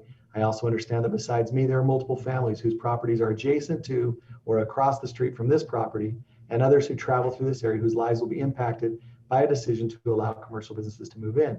But for me, I am opposed to this proposed zone change because all these things and how it will negatively affect us and the home we live in. I also object to this, as I mentioned in my comments in the last meeting, about wanting to proudly show friends and neighbors the beautiful city we live in, not be embarrassed by it because of poor planning. Thank you for your time this evening, Mark and Kathy Massey, 657 East Meadow Lane. Okay, the next comment is from Vance and Holly Lowe. Please see Mark Hill Massey's comments. We echo his concerns, which are our concerns. We are opposed to zoning the area adjacent to Meadow Lane neighborhood commercial. Another comment from Ida Jorgensen. I am writing this letter to remind you that in our small neighborhood of Meadow Lane, there have already been 3 attempts to rezone the Sullivan property, 3 attempts for the Green property, and now a second attempt for the Kimball property. Each time that we have had these rezoning attempts, our neighbors have written letters, spoken at meetings, and the bottom line is that we continue to make these requests. 1, control the noise level. 2, lower traffic speeds. 3, protect the entrance exit of the Meadow Lane traffic. We need an 8-foot high sound barrier wall to protect us from all the noise. We need pollution control. The traffic speed limit on Washington Fields Road must be lowered. In the past 2 years, despite multiple requests from residents all around our neighborhood area, and including our street of Meadow Lane, nothing has been done. Our requests have largely been ignored. Why? Again, that's Ida Jorgensen, 606 East Meadow Lane. Vance and Holly Lowe, please see Mark Hill Massey's comments. We echo his concerns. Same comment as before. We are opposed to zoning the area adjacent to Meadow Lane neighborhood commercial. We have a comment from Leonard and Joni Babel. We support Kimball Gardner's application for zone change and strongly request approval includes the erection of an 8-foot sound barrier fence along all affected properties of East Meadow Lane. The next comment is from Burke Jorgensen. I would like to state a few concerns with the proposal regarding Kimball Gardner's property. I am disappointed by the actions taken by the Planning Commission to take away Kimball's property and making his land become an awkward mess. It is being said that the widening of the road is a necessary step to make this intersection functional for the amount of traffic that is passing through it. This brings up a couple of questions in my mind. Why has the city not fixed the road that is damaged at the southeast corner of the intersection? When the many semis make the turn from northbound Washington Fields Road to eastbound Washington Dam Road, it sounds like someone is tearing down a building. This seems like a logical first step before taking away Kimball's property. It has been damaged the whole 7 years we have lived here. Why did the city approve the building of a larger neighborhood on the road to the dump when they knew that the only way for all of those future residents to go anywhere in town is to drive through this already dysfunctional intersection? They have one way in and one way out. The dirt road driving past the dump should not be considered another access point. How are you going to fit 2 turning lanes from southbound Washington Fields Road turning to eastbound Washington Dam Road? I looked at that today and there's not enough extra space there to fit a whole extra lane. Can you please address this? If semis are expected to turn in those lanes, I'm sure you will find there's not enough space. I want to voice my concern about what the Masseys are saying in their statement. If there is a person from the city approaching property owners and asking them to change the zoning on their property, then I am opposed to that every time. It also brings up the question of what does that person from the city expect to gain by having an off-the-record meeting about rezoning. If any of the planning committee or the city council is involved in this type of dealing, it makes the process so frustrating to citizens you are serving. We are long-term residents who pay our taxes and try our best to make this city better. Why are our interests being ignored for future residents and future businesses? I would like to hear a valid explanation by the committee regarding this claim. In the end, I am asking the committee to wait on voting for this rezoning for a month or two as we try to work out a plan for all of the neighbors on the north side of Meadow Lane to purchase the land directly north of each of our properties. This rezoning timeline has not given us enough time to put together a plan that could work for all of us. It would solve the problem of Kimball being able to sell and leave the mess the city has made of this intersection. It would also prevent an awkward commercial property that would be more of an eyesore and downgrade to a nice piece of land. If each of the neighbors buys the land directly north of their property, the city could actually plan this road the right way. Our properties could be planned for future expansion of the road. The property could be a source of pride for the area, not an eyesore like all the other commercial properties along the length of Washington Dam Road. I don't know if it will work as there are 7 different families with different situations that we have to work through to make this happen. All I'm asking is for a little more time to work out the details and see if this plan is possible. I feel like there's enough interest from the families on the north side of Meadow Lane that this plan could be a valid solution to the mess the city is proposing. We can ensure that our houses will keep their value. The city will have more ability to widen the road without adversely affecting one individual, Kimball, and we would be left with a more beautiful city devoid of an ugly commercial property. Please put sincere consideration into these matters. Thank you for your time. Just a few more. One is from Anna Mae Jorgensen, the next comment. To whom it may concern at Washington City, we are very disappointed to hear that rezoning is being considered again for Kimball's land on Washington Dam Road that backs up to our home and property. We are even more discouraged to hear the city is taking part of Kimball's property to expand the Washington Dam Road into multiple lanes and also widen Washington Fields Road. The city doesn't seem to be planning ahead, only correcting mistakes as they go. So now the city has to compensate for poor planning on Washington Dam Road by taking Kimball's land to build a bigger road. Please stop permitting continual building of apartments and multiplex residences until you have a proper plan in place ahead of time to direct the flow of traffic and protect the current citizens of Washington from all of the noise and pollution. Our little community in Washington is certainly being neglected, as I'm sure other neighborhoods are. We have to deal with the noise and traffic pollution of both Washington Fields and Washington Dam Road, which are becoming more and more crowded by the day. And now we will have commercial land right behind our home. This is not what the residents of Meadow Lane want, yet you have left Kimball no choice but to try and sell because his land is being stripped from him. Please reconsider this zoning. We do not want this land to be changed to commercial property. Can't the city opt to help our community out instead? Perhaps offer to buy Kimball's land for market value and turn his property into a lovely park that would add value to our homes and community rather than destroy our property's value. Or the city could honor the original guarantee they gave Kimball that they would leave his land alone as long as he was living and not mess with his property in this way. We are frustrated with the lack of options the city has given our community and how determined they are to take Kimball's land. Please do not ruin our neighborhood in this way. And the final comment is from Edward Permain. I do not want it changed to commercial. It is already way too much noise and traffic. Also, I was told that nothing would happen to this property until after he is gone by the city.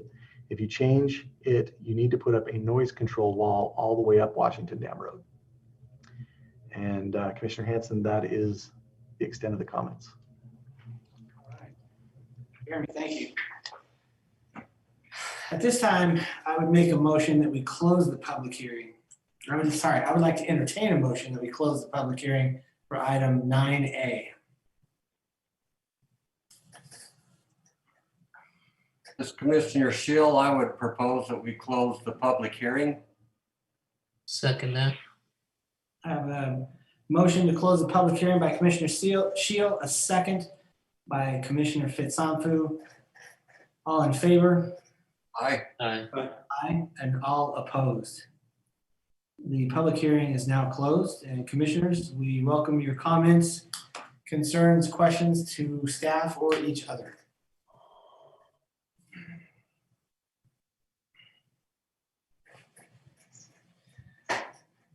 Nobody wants to jump at first, huh?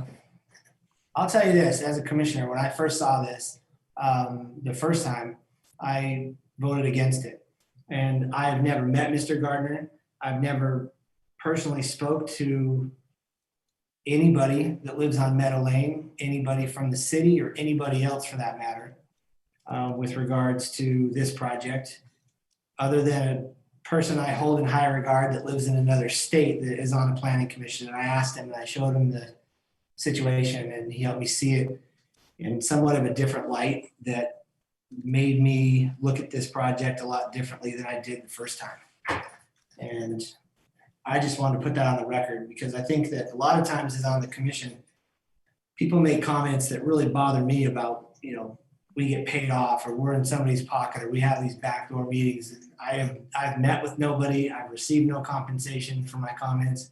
I'm just simply trying to do what is best thing that I think for the city, and I'm using the staff to do that. And they are there for a reason. And I think that that's important.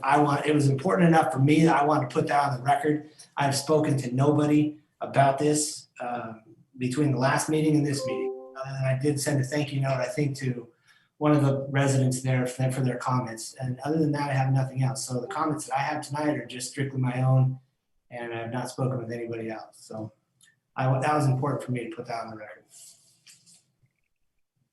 I am curious about the comment by, I think it was the Massey family about neighborhood commercial, if that came in. Drew, are we able to limit the height on neighborhood commercial, or is there a height limit where there wouldn't be 2 stories if that was possible? Well, we don't, in commercial, you don't clarify 1 or 2, you just have a maximum height period. And the city's maximum height in commercial is 42 feet to the highest point, whatever that highest point is. which would be high enough to have a second story, correct? Yeah, oh, absolutely, depending on the design of the building Okay, and what the use is in the building. Yes. all right. I can't see anything more than 24 feet high on this. And you could probably limit it to 18 feet. You're really not going to have, I guess you could have a second level office area, but commercial likes to have 10-foot ceilings. So That would be one of my concerns if neighborhood commercial was to come there. I would be adamantly opposed it if there was the ability to have some kind of overlooking into the neighbors' yards. I'd be opposed to that, I personally. I think privacy is a big thing, and I resonated with that comment from the Massey's. One other question I had is for Brandon. Brandon, there was a comment I read earlier about the road needing to be fixed, and I believe it's coming from Washington Fields Road, turning right on the Washington Dam Road. Is there some kind of a road that needs to be fixed there, like that it hasn't been addressed? I don't know that to be the case, but I do know there's a big pothole there, I think. But I just wondering if you could speak to that a little bit.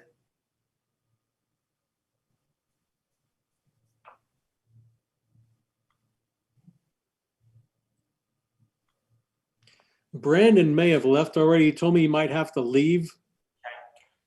Do you know anything about that, Drew, that the road needs attention and hasn't Well, been? I'm not, I mean, I zoomed down in here. I think, well, and you can see, I think what the city would like to do is maybe put in a separate turn lane right here, where my arrow is.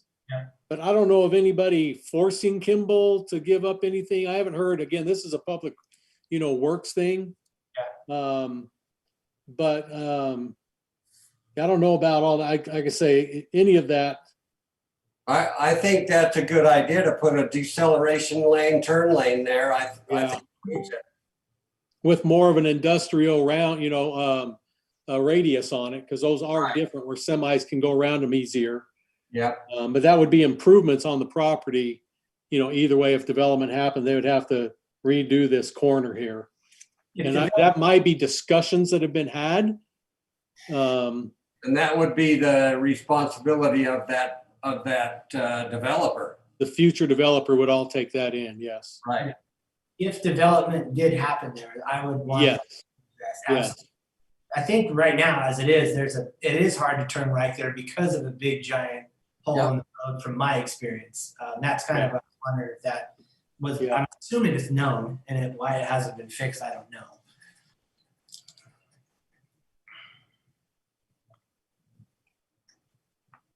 Yeah, so I pulled up for you. Both those streets are targeted to be 85-foot right-of-ways,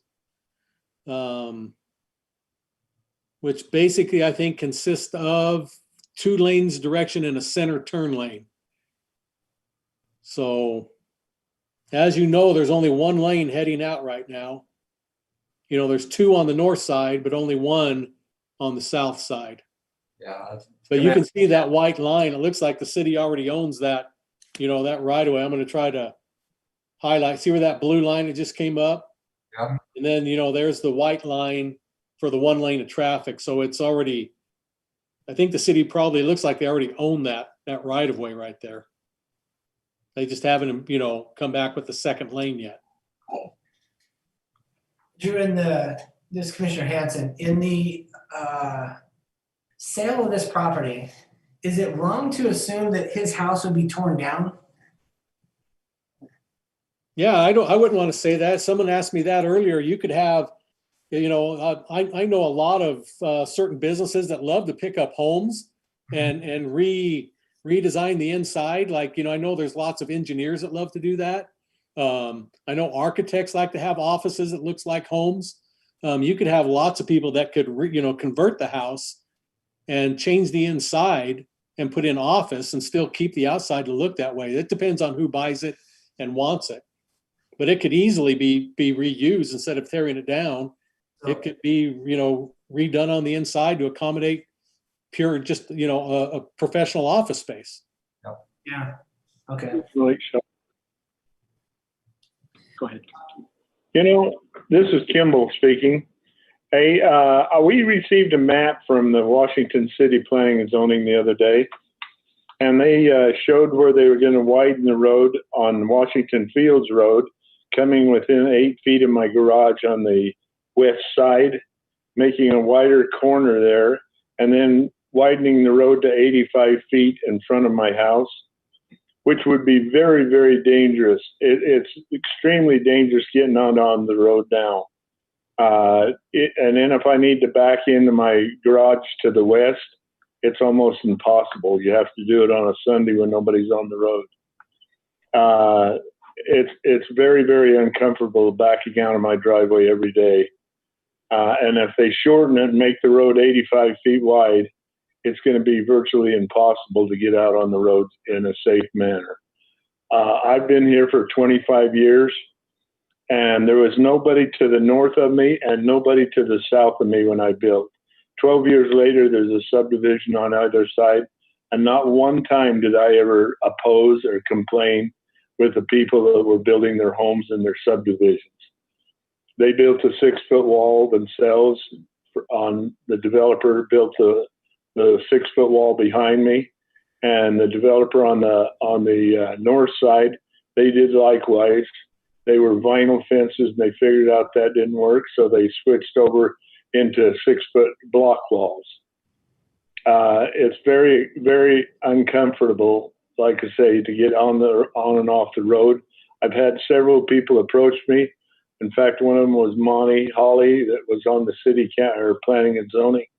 He wanted to convert it into a house and use a field for storage of trailers and different equipment there, which would have been an ideal situation, but he couldn't do it because it was zoned commercial, or it wasn't zoned commercial. But we would appreciate, and I appreciate the neighborhood and the people behind me.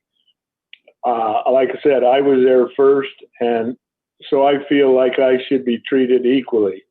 You go up the dam road, and it's nothing but commercial for the next 3 miles on both sides, and then they build a subdivision on either side. Another 525 houses is going to be built approximately 3 miles up the road, and that will put that much more traffic down the dam road. So that's why I'm looking to zone it commercial, and I hate to move. I love my home. I love the surroundings, and I really love my neighbors, but I'm sorry this has got to be this way. Thank you. Commissioners, do you have any additional comments or suggestions, questions for staff? The problem with that strip is that it's too narrow to double load a road into that, in all honesty, with medium density or high density. And Kimball's absolutely right. Before the last meeting, the day of the last time this came before the Planning Commission, I stopped in and talked to he and his wife, and trying to back out of his driveway, I took my little car and did the 13-point turn to drive out of it forward as opposed to back out of it. The noise on the road is bad. There's no doubt about it. I empathize with all the people on Meadow Lane from that standpoint, and that's why I was asking about the erection of the wall a little bit higher. From a practical standpoint, there is no good residential use for that particular area that is going to be just a 1-notch down in down zoning. I just don't see it as 8,000 or 10,000 square foot lots or 12,000 square foot lots. I wouldn't want to see townhomes or apartments in there, because then you're adding even more traffic that's going to have a hard time getting in and out of it. As much as people hate commercial, low a low impact commercial probably is, in all honesty, the highest and best use of the property, as long as it's low impact. You know, I'm not talking a gas station. I'm not talking stuff that's where you're going to have a high traffic flow. But, you know, we have 2 or 3 parcels like this right down Washington Fields Road. We have this one, we have the next intersection. You know, we have across the street from that intersection, that 3-acre parcel that goes up the side of the Fields Road as it goes around the hill. You know, we have these, you know, for lack of a better term, just parcels that are just hard, just flat hard to deal with. And I don't know what you do with it, but Kimball has a right to sell it. And in all honesty, I think it really does need to be some type of low impact commercial would be the highest and best use of it. And I just alienated half the ward that I live in, but that's in all honesty, that's what it really does need to be. I agree that it needs to be commercial. His access point into his current driveway, especially into his garage, is untenable. Yeah, that's not right. And it's never going to be right again. When you put it commercial and you're going to have to be, I think it's 200 or 300 feet from the intersection. I don't know that you'll get another curb cut on Washington Fields Road if you put a gas station there. I'm just talking, I mean, you're talking low impact commercial, but I think you kind of talk out of both sides of your mouth, because I don't know, you know, what commercial is going to go there that's going to be low impact. You can't. Yeah, that's going to be the question. That's the question we face all the time, is what's going to be low impact. I mean, you know, AP, but I don't know who's going to put a professional office building there, or, you know, your neighborhood commercial, naturally, your dry cleaner, your flower shop, your barber, you know, those kinds. You can go a dentist, you can go an orthodontist, you can do some kind of medical, but are they really going to go there? I don't know.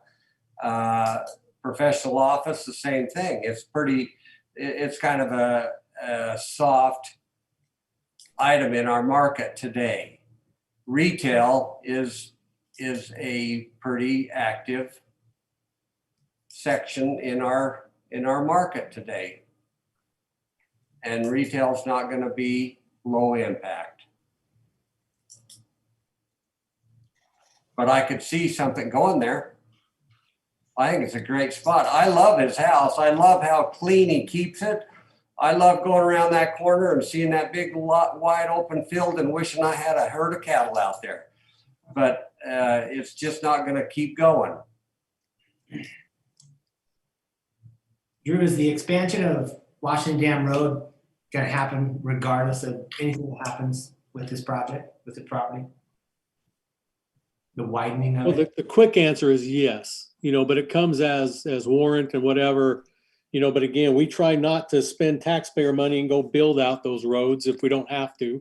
I'm sure if it came down to it, Public Works Director Mike Shaw could go after some MPO money if he needed to, or, you know, if that was a last resort.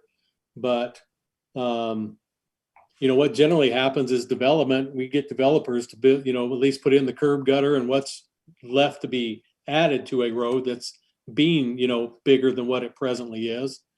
So if this developed, of course, that developer would be putting in that curb gutter sidewalk and the asphalt for the extra lane. It's probably a county road, isn't it? It's not a UDOT road. It's ours. Yeah. It's ours. Yeah. Now, of course, you guys know with that new PCD way out by Highway 7, the other end of this road, Washington Dam Road, they're going to be building that out to the full 5 lanes all the way over where 1900 East is, all the way out to Highway 7. I don't know if you knew that or not, but yeah. But again, I'm not sure what the, you know, on Mike's trajectory of, you know, roads, where this lies in of being done and widened. It sounds like, you know, Kimball said he got a letter. It didn't come from the planning department. I just wanted to clarify that, Kimball, because I would have said it and I don't know anything about that letter, about your garage and widening that and stuff. So it wasn't the planning department. You know, you might have got a letter from Public Works saying they're looking at trying to, you know, get this road into where it needs to be eventually. But it would have probably come from them, definitely not my department. So just want to clarify that. I'm not sure what that letter even is or was, who it's from. Well, and in any case, you'd have to use eminent domain to take it or negotiate a price to buy it from him. at fair Correct. Market value. So it's not like it's not like the city's going to take the land. You know, I mean, there's compensation, even if it's eminent domain, if there's Right, but again, I'm looking at a property line. I see Kimball's property line. Again, this could be plus or minus a couple of feet. You see that white line where my arrow is? Yeah, I'm talking about going around off of Washington. But this is the one, yeah, that, you know, they might put in, but I can't imagine it going way over here, but it would be another lane, a turn lane, decel turn lane, which was going to be 12 feet, you know, is what would be added, plus maybe if there is no sidewalk or curb and gutter, plus that. There is. So, Drew, if this is moved on to city council for approval, for recommendation for approval, we see this project again when? at a zone change request. And at that time, are there more questions appropriate for what types of things are gonna go in there? And Yeah, because, you know, at a neighborhood commercial, he has two options for a zone change. It's either administrative professional, okay, which is, I don't know if you call that a commercial, you know, but it's more commercial than residential, or C1 zoning. That's the only two options they have at the zone change under neighborhood commercial.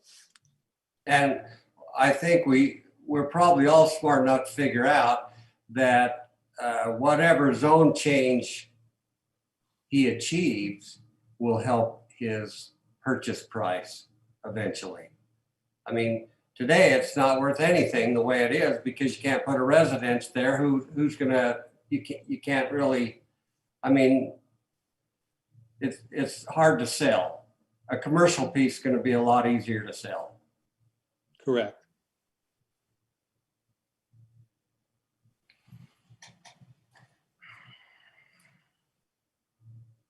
I like the property. I just,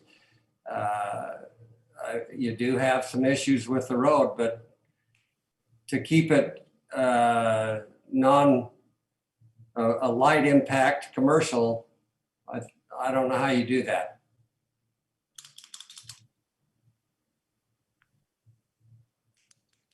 is there no, that's not a question. Never mind.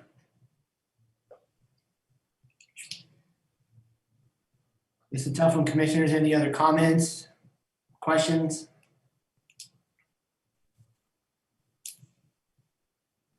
And if there are not, Well, for me, I guess, from my own personal perspective, I don't really see demand for commercial in that area. And if it were to be rezoned commercial, how hard of a property would it be to sell? I mean, and I don't want I don't want it to just sit vacant forever until someone decides they want to do something with it. That's just from my perspective. But You go up Dam Road and you can see all kinds of different commercial up there. That could end up here if you zone it commercial. I mean, I don't like auto repair. That could end up here. That one could not. That could not? Okay, I like that. Okay. so the question ultimately comes down to what's the best use of this project? And from the last meeting, it seemed that residential was difficult. And I think that my mind is telling me that is why the city has suggested to us that we approve this to pass along to city council a recommendation for approval, because the city staff or the staff believes this is that commercial is the best use of this property. I agree. It's hard to see it. I don't think that that's what's to be decided today. I don't. I mean, the city knows what they want to do. I don't know. I just see this so differently now that Mr. Gardner was there and he does have the right to sell his property. And it's hard for me to stand in the way and say, hey, you can't do that.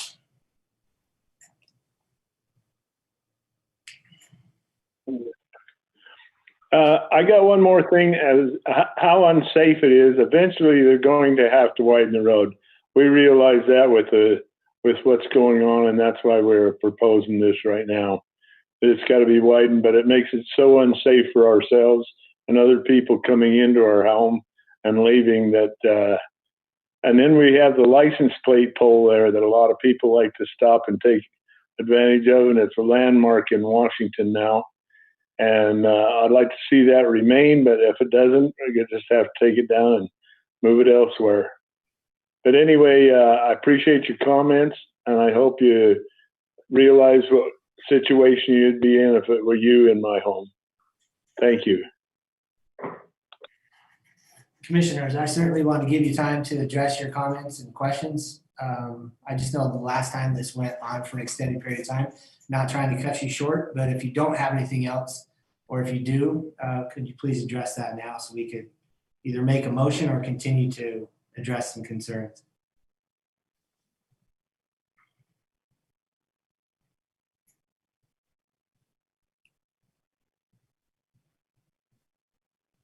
I stumped you all, come on. I'll make a motion. I'm ready, but I don't want to offend anybody. You know, being the newer commissioner, I feel your pain because I was there and I'm still there and I lose sleep over this stuff too. I did the last time. It's tough. And the thing that I say is that the people that either like or don't like what we decide this evening, their voice should be expressed and concerned at city council. They're the people who ultimately make the decision. Our job is to vet this and try to pull out some of the mistakes or things and fix them. We have expressed, and city council will read the notes that we have the first time, and we also have this time expressed some concern about the viability of that land either way, residential or commercial. And that's something that won't be decided this evening. That's something the city council is going to have to decide. And putting a commercial is not going to take the hazard away of somebody trying to get back on the road. Correct. Well, it'll take away the hazard of it being that close to the intersection.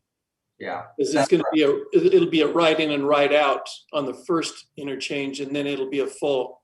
That's right. Functioning one. So it will take that hazard away to a certain degree. Right. When we address Long Valley, the project at the other end of Washington Dam Road, we talked a lot about the concern that we're going to have for increased traffic on Washington Dam Road, period, regardless of this project. So the city's well aware, at least council's well aware from the commission's point of view, traffic is an issue that needs to be addressed. However they can do that, and widening it is certainly something that needs to be done, in my opinion. I think that's been clear in the notes that they've been able to read from us.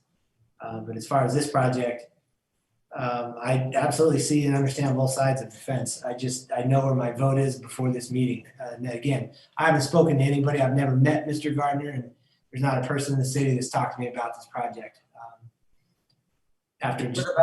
Is it about 3.5 acres, or is it bigger than that? It's like 3.75, so almost 4. Yeah.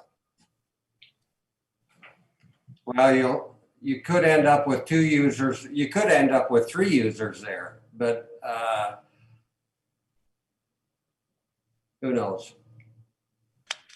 I think it would be nice to pass on to the police department and a few of the other entities some of the concerns that the citizens had. You know, that Washington Fields Road is becoming somewhat of a racetrack.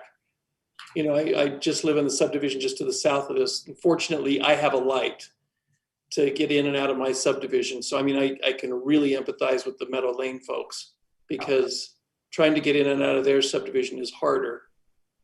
But it would be nice if they had some, I don't want to condone speed traps, but, you know, some way to deter, you know, excess speed coming down from the hill onto that street would be good. And the use of Jake brakes obviously in the city is not a good thing. I agree. You know, I mean, I think there's some things that the city, I mean, the entities in the city can help with some of these concerns. That doesn't have anything to do with what we're going to do with this property. However, you know, just those roads, those 2 roads are a challenge no matter what happens. You know what, Jason, you kind of made me realize that, you know, that, you know, this, Mr. Gardner has, you know, this is his property, and, you know, if he wants to sell it, then he want, you know, if he wants to sell it, get rezoned and sell it, then, you know, that's his own business. And it also made me realize that, you know, as government, I don't want to get too involved in someone's personal stuff, you know, and so, and if it does become commercial, then, you know, whoever's going to do something with it is going to have to figure it out. So You're walking down my road, man. When I first was appointed to the commission, I learned through homework and talking to people and consulting with people that I knew that had done this position and had been in this position and are in this position. It's hard to stand in the way of somebody that has a legal right to do something, whether we like it or not. And that starts to form my opinion. Well, if the best thing we can do is try to curb what happens there, we can't take away his legal right to sell the property. You just can't. And if it goes to court, it costs the city money and they end up losing. Especially in this state, as the way it's explained to me, it's the way the legislature works up north, which I don't know, haven't lived here very long. So that was. But the first time that I saw this project, I said I voted against it. And I definitely lost sleep over it. And I drive by this at least once a day. I think about it every time I drive by there. And it hit me that I can't be the one to say that this guy can't sell his property. If that's what he wants to do, that's what he can do. He has a legal right to do that, and I can't stand in the way of that. So you know which way I'm going to vote. I'm willing to entertain a motion whenever you gentlemen are ready to do that, but that's where I'm at. I'll make a motion. How's that? That's good. I would like to make a motion that we recommend to the city council a general plan amendment G-21-01 to change from LD low density to neighborhood commercial. Applicant is Kimball Gardner. I have a motion by Commissioner Shield. I need a second. I second that. I have a second by Commissioner Fitzonfu. We'll go to individual voting. Commissioner Shield, Yes. Commissioner Fitzonfu, Aye. Commissioner Musso. Aye. I'm Commissioner Hanson. I'm also an aye.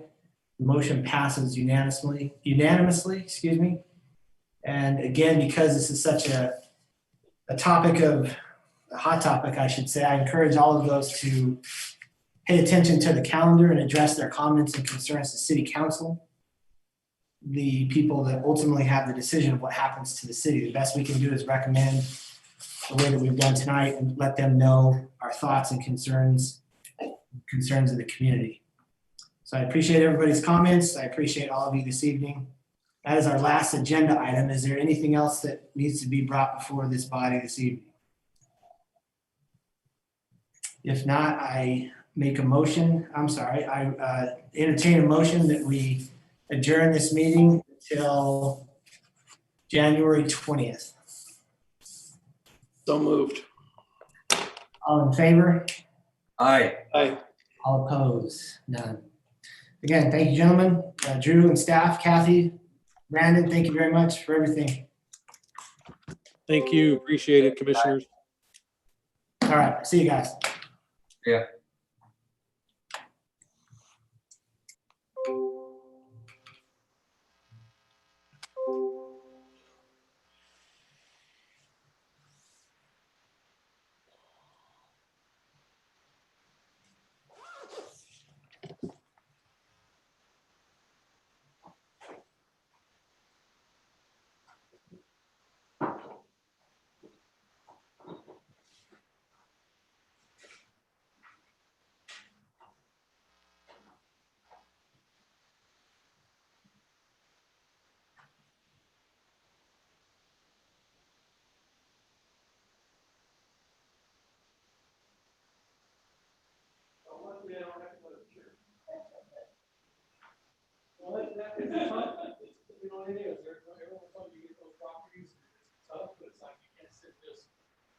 Be the ostrich and bury your head in the sand.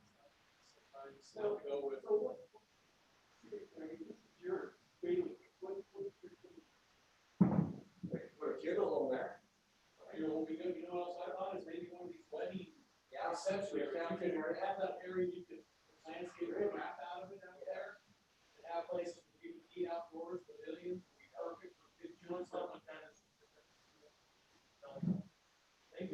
this thing out for you all.